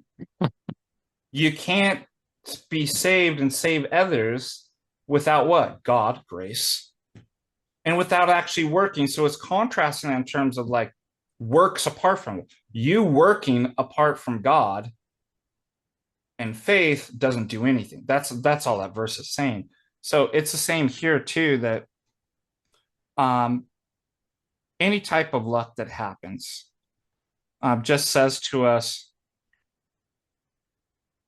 faith, action, works, God, pray without ceasing. For chaos and malice, Dr. Batista says, are still around us. And only the liturgy of our Lord and Savior Jesus Christ on the cross, right through this, I can only get to paradise through the cross, through the chaos, through the darkness, and the malice that's around us, that I can master them and turn them into life. Life comes through death, through grace. And that's what we've got to do with the trauma. The liturgy is stronger than luck. The liturgy is stronger than betrayal, stronger than death and sin. It's stronger than any trauma, especially betrayal. And you see this, and I'll quote this from Dr. Batistas, Christ's voluntary passion, his liturgy, was the stake in the heart of our subjection to bad moral experiences, to betrayal. And that's why in the Gospel of Matthew, if anyone come after me, he says, let him deny himself and take up his cross and follow me. For whoever should save his life will lose it. But whoever loses his life for my sake will find it. So it's all inverted, right? And like the path to ever living life is death. It's to go into the chaos, into the betrayal, and to transform it, just like in the liturgy of St. Basil, to make what is evil into good. And there's only one way of salvation. Take yourself up, take up your cross. And I'm going to read actually a quote from Dostoevsky's Brothers Karamazov. I don't know if you like that. I love it. My favorite. Yeah. This is the part with the Russian monk in chapter 3. Oh, I love it. He says, there is only one salvation for you. Take yourself up and make yourself responsible for all the sins of men. For indeed it is so, my friend. And the moment you make yourself sincerely responsible for everything and everyone, you will see at once that it really is so, that it is you who are guilty on behalf of all and for all, which is a line from the liturgy. Whereas by shifting your own laziness and powerlessness onto others, you'll end up sharing in Satan's pride and murmuring against God. So that ties back into, well, what do I do with betrayal? If I let it injure me, right?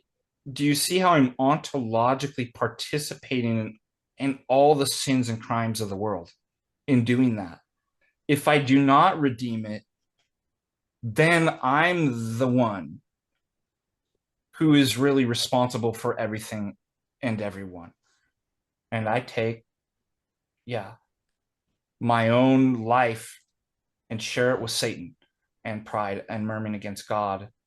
So Batista goes on to state that so the simple Orthodox answer to these things, like betrayal and moral luck, A, we are subject to moral circumstances, in particular through the sinful influence of those around us. I'm responsible for that. We do lack a perfect and complete self-determination. I acknowledge that. But B, if we are determined by others' actions, then so must they be determined in part by ours. That's what Dostoevsky was saying. In fact, others may be sinning against us because of mistakes we've made towards them. So that's why I cause further injury if I don't redeem that. And I'm causing, and I keep this in my mind all the time because I'm spiritually lazy. It's like somebody's like, well, if you don't do this, you won't be saved. I'm like, But if somebody's like, yeah, but what if you're sending people to hell by not doing that? I'm like, oh, that actually is kind of motivating for me. I'm like, that I might actually be willing to do something about. Um, and I have to see that yeah, I am responsible for, like, if I'm admitting they can determine me, right, through betrayals and right, what about me on them? What kind of mistake, and how does this all work from a 30,000 foot vista, let alone a cosmic perspective? So he goes on to state, therefore, C, could it even follow that sometimes those causing us to sin are doing so because of the impact on them of our own prior sins, whether of commission or omission? In that case, even what looks like our dependence on the other still contains an element of our own freedom. So finally, D, he Yeah. says, orthodoxy counsels us to repent, not of only our own sins, but those of the entire world. As Dostoevsky stated, as I mentioned, I must understand that I am responsible for the sins of the entire world. And this way, we address our responsibility more accurately. Account for the influence of anything, because when we say that anything that I've done, either in word, deed, intent, uh, intention or non-intentionally, and I address my responsibility for those actions, whether knowingly or unknown, that anything that might weaken my moral agency. Why? So I can be released, so I can become free. So, do others cause us to sin? Yes. But let us repent of the sin in us that caused them, Dr. Pisa says, to cause us to sin. Do you see it's all cumulative? It's like, yeah, but it's this, and it's because it could have been, I did this. It's all interconnected. That way we become free of both our own sin and the sin caused on us by others.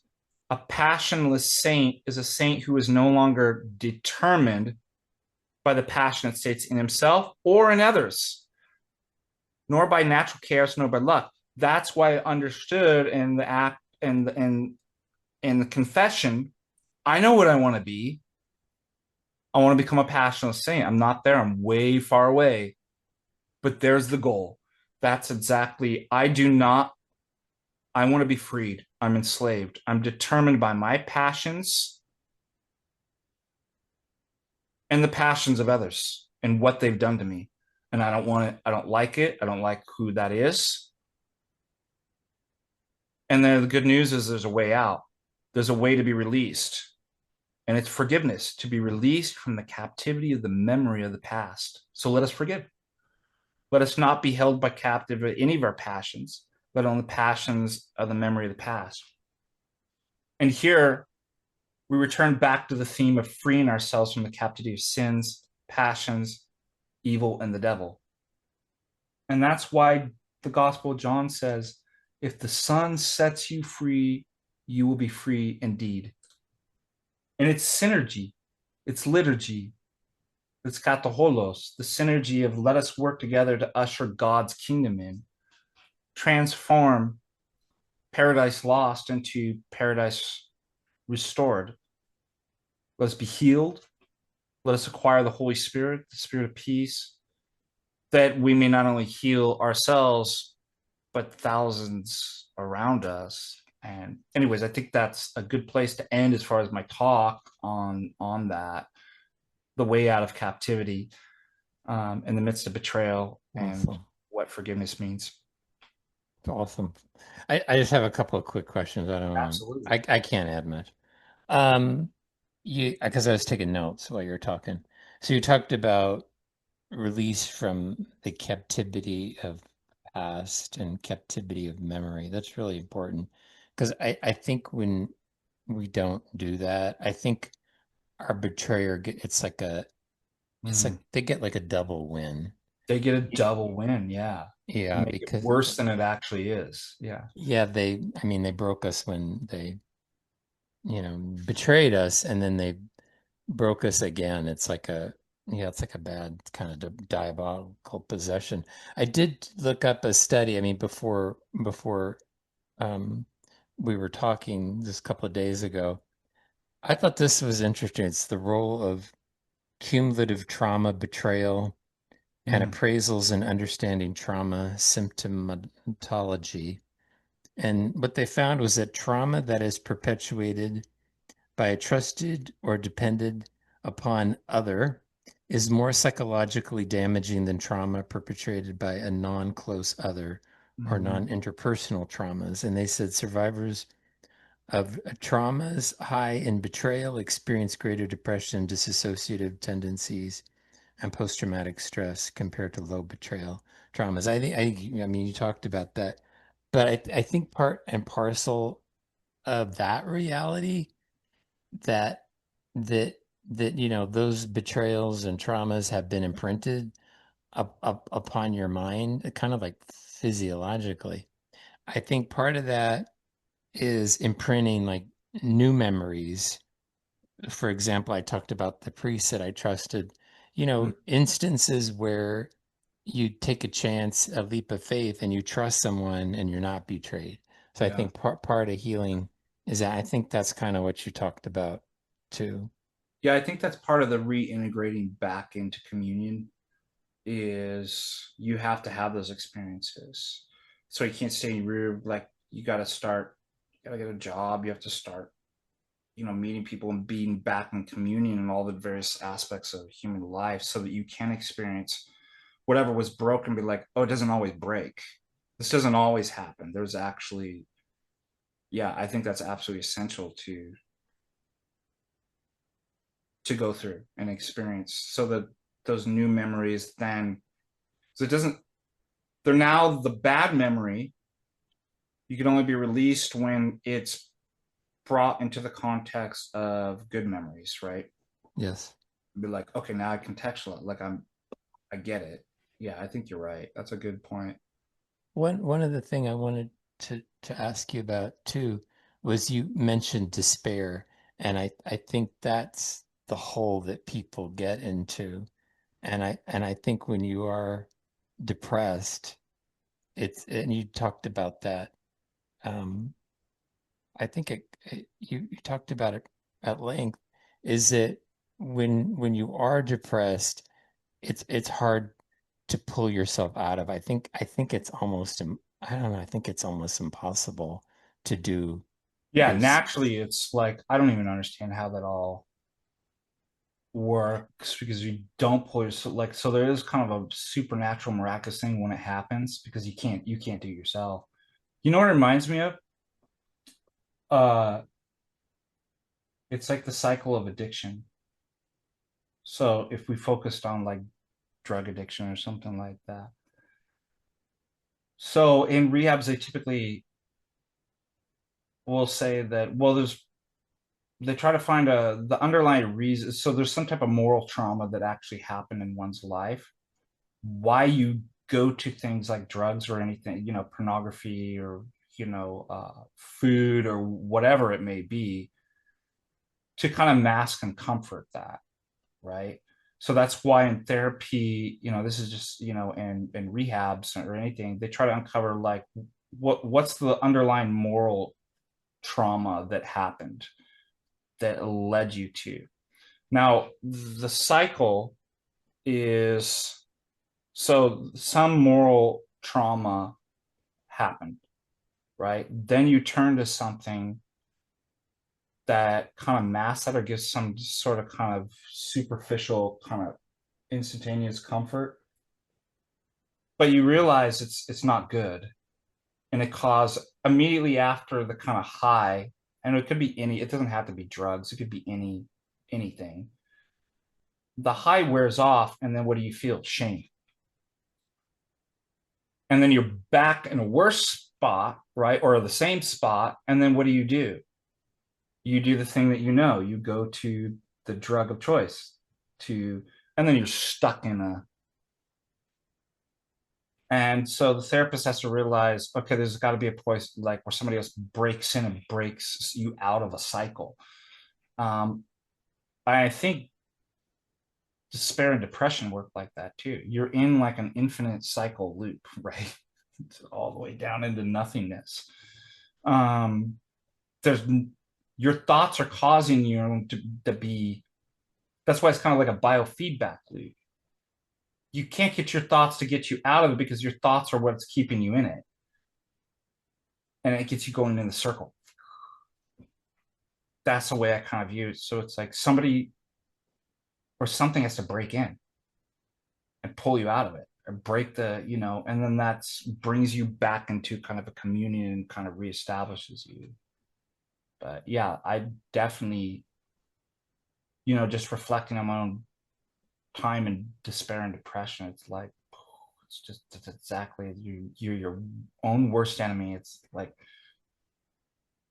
and then that's really depressing if you come to the realization that like there ain't anybody to blame. It's my fault that you're really lost Your and own. hate yourself. Yeah, because like I can't even blame anybody. I've got myself in this situation. I just hate myself for. Yeah. Yeah, It might not be your fault that you initially got there, yeah, but you're playing a role in yeah. Now you staying there. you are the one doing it to yourself, right? Yeah, oh my God, Nobody that's else hard. is keeping you in there, but you can't get yourself out of it because you're the problem.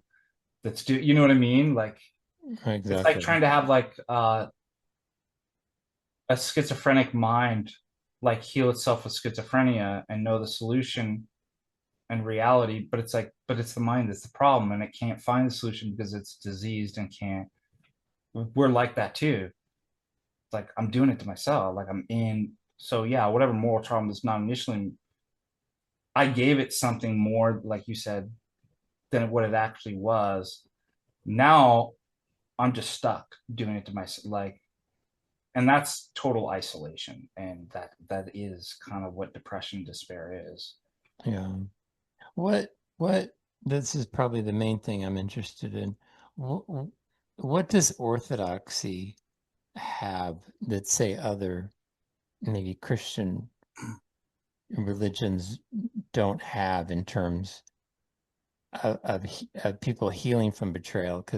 Because if the church is a hospital, why is it more efficacious? Why is it more successful at healing these things? And you talked about the liturgy.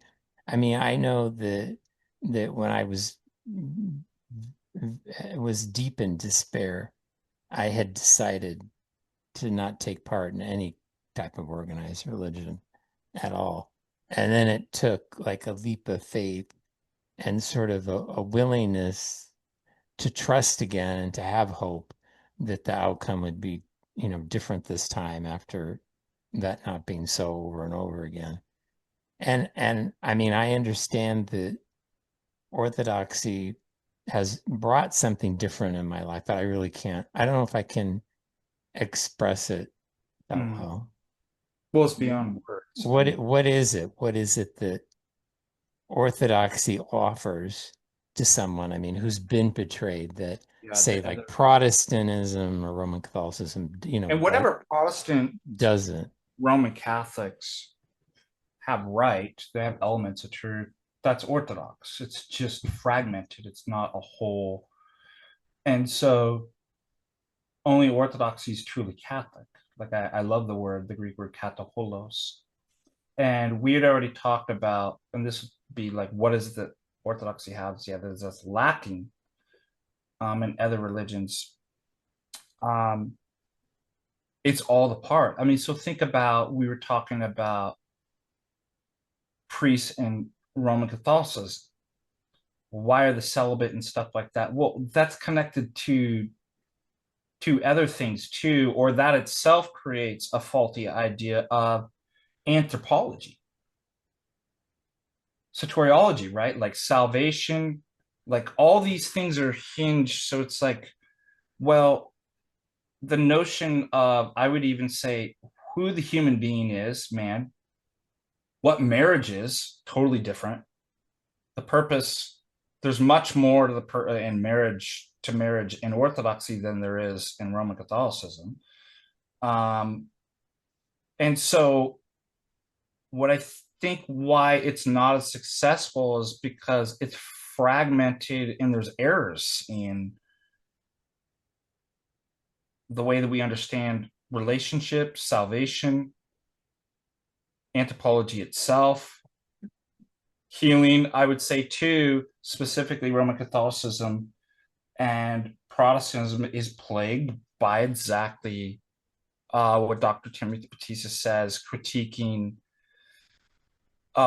Western secular psychology is it's totally analytic, it's propositional, it reduces everything to the rational. And he says, even with Freud to get to this irrational subconscious uses an analytic rational, like, so he reduces mankind to, so everybody's doing this, everything's just cognitive. And then Protestantism and Roman Catholicism, I really see for me, is this kind of abstractionism. It's impersonal. So if the trauma is the person, the further trauma is to depersonalize and impersonalize stuff. They're like, let me offer you. So what is Protestantism? It's invisible. It's an invisible church of what? Of all believers. Well, what are believers? The set of these arbitrary propositions about doctrine that I put together, right? It's not a person. You know what I mean? It's abstract. It's invisible. What is Roman Catholicism?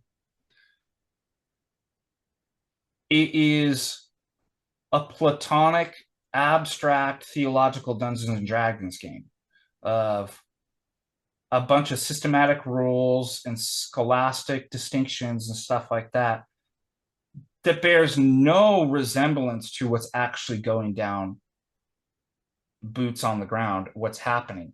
And you saw this too with the issue. I'll give a perfect example, two examples. They divorce it from the reality. So the real becomes the abstract, which is not the real. That's dependent upon the real. So they invert everything. So for example, the last pope blesses same-sex couples. Now we all know what he believes about that stuff. Like anybody that has eyes can see, right? Like that he has a queer agenda, and he's just pushing the envelope. So what do the Roman Catholic theologians do? Well, yeah, well, don't look at that. See, if we abstract and we take his words and we analyze this rationally and philosophically, the word doesn't actually have to mean that, right? And they play this semantic and logical sorcery game, right? Well, it's just totally not real. Do you know what I mean? That right there, what's going on in the Vatican is real. Okay, same thing happens with this recent debate okay, we know what's going on. They're perennialists. Anybody can see it. They're worshiping with pagan tribes, praying with, right? Pachamama, these pagan idols, kissing the Quran, praying with, they're perennialists. Oh, no, that's not actually, but you see, if you don't look at that and you bring on two Roman Catholic philosophers to debate me, we can talk about my beautiful philosophical semantic theory about how that's not actually what's going on. And do you see what I mean? It's a total, it's like, it's all abstract. It's impersonal. This is the incarnation of the stuff that's happening. It's the real. So that's what orthodoxy brings to the table. Orthodoxy is not a set of dogmas or it's a system. It's a person. Wow. Jesus Christ. All the dogmas are emergent phenomenon from that. They just reflect what. So notice we have it inverted. It's not the system and the propositions and the analytic truths that are the truths. It's the incarnational reality of Jesus Christ. It's this person standing here before me, which is exactly what we're talking about. That's how healing works. And when I go the other way, this is actually what tends to make the situation worse or it doesn't do anything at all. So I think that's really what is going on is that it is not the depersonal, it's the personhood. And I talk about this philosophically all the time. The West, and specifically Roman Catholics, put essence first. This is called Greek ontology. And then they add on the other stuff, like oh, well, we know there's one God, the philosopher's God, like Aristotle. Now we'll just argue the Trinity, right? Later, what does Orthodoxy do? Just the reverse and the inverse. Personhood first. God is the Lord who revealed himself, not that we philosophically argue to, and he reveals himself as a Trinity. Person starts first, then the other stuff. And so, well, let's think about this in terms of therapy. Persons first. That's why it works. Hmm. That's why I really think it works. And it's not fragmented, it is the integrated whole.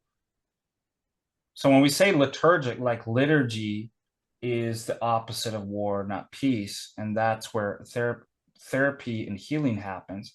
We don't mean just St. John Chrysostom's liturgy at 10 a.m. on Sunday. The whole life, your whole being is liturgical. Yeah. So if you fragmented yourself and you're unwinding, then it's to be reintegrated. And liturgical is the whole context of the world. The whole world is liturgical. The whole world is filled with the Holy Spirit and integrated in this way. And only Orthodoxy provides that. That's One last question.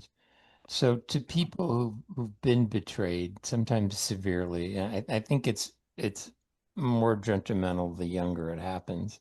But what, what do you say to those people who've lost trust and they really don't,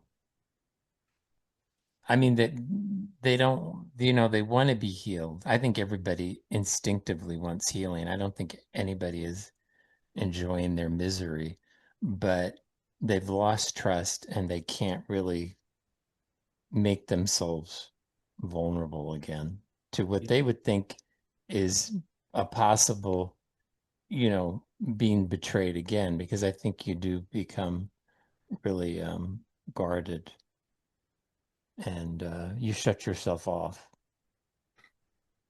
yeah. What kind of goes back to what I was saying is earlier, there isn't anything that you say Mm. because those words are empty and going to cheapen. Um, I have to be a co-sufferer with the person in silence first. That's the only way that like some level of trust is going to be reestablished because words are just empty, right? Words no longer have like, oh, everybody says they're sorry. Everybody said, you know what I mean? Those are just, well, then you've got to be there with the person and be like, I can cry and suffer where maybe you're not at that point yet. And that's what, like I said, I bring, for my own life is I'm further down the line, down the road, having experienced suffering. Okay. Another person who hasn't got there yet. And I think that's what Dr. Timothy says, hasn't learned to cry and hasn't learned to kind of to go through those. I can do it for them. I've been there. And I can just stand there with them. When they see that that's authentic, Yeah. that this person does care and they're not saying words yet, then a communion there, you're bringing them back out of the nether regions, right, of excommunication. You're reestablish, that's what trust is. There's a level of trust. And then just the kind of small things too, when they get some trust too, you know establishing just some kind of small daily healthy habits. Do you go out for a walk? Do you have some work? Do you have a job? I know that's one thing that's really big with Father Hans and the Brotherhood too, is whatever these young men are going through, whatever the particular traumas or passions, Do you have a job? Right? We got to get you like first things first, right? You're not going to ever, it doesn't matter how many wonderful breakthroughs in your mind you're going to get. You're not going to be healed just sitting in your room on the computer all day. Oh You God, got no. to like get reintegrated back into society. Like you have some work to do, like, a job and, service and stuff like that. So I think that's important too, to get somebody, it's not going to happen all at once. It's going to be a long journey, but to get somebody to then start meeting people and seeing with the eyes of discernment of people, like I could trust this person, like I could.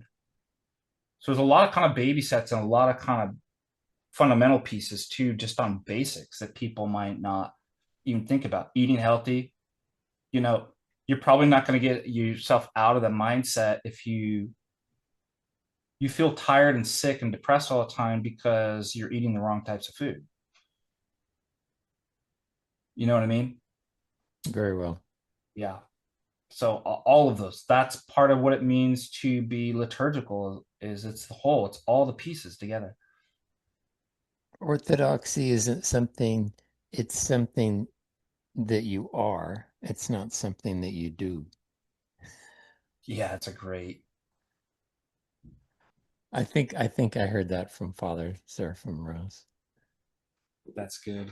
Th I got my thank Father Surf Rose shirt finally from Death to the World, so I like. oh good.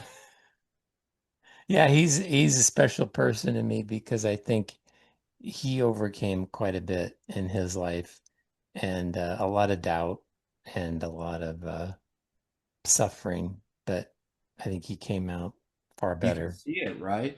And here he's healing us through the suffering that he went through. Yes. So that's what it means to like take something that was really evil. It really is. We're acknowledging it. It's there, it's evil, the bad things, and make it good. I mean, the fact that he can help us through that, that's that's it. It's amazing, isn't it? And then it encourages me the way forward. I'm like, oh, this is how he does it too. Like, this is, I want to do that. I want to be, helping healing as well. Thank you, Father Deacon, for spending so much time. Yeah, absolutely. That was awesome. Thank you.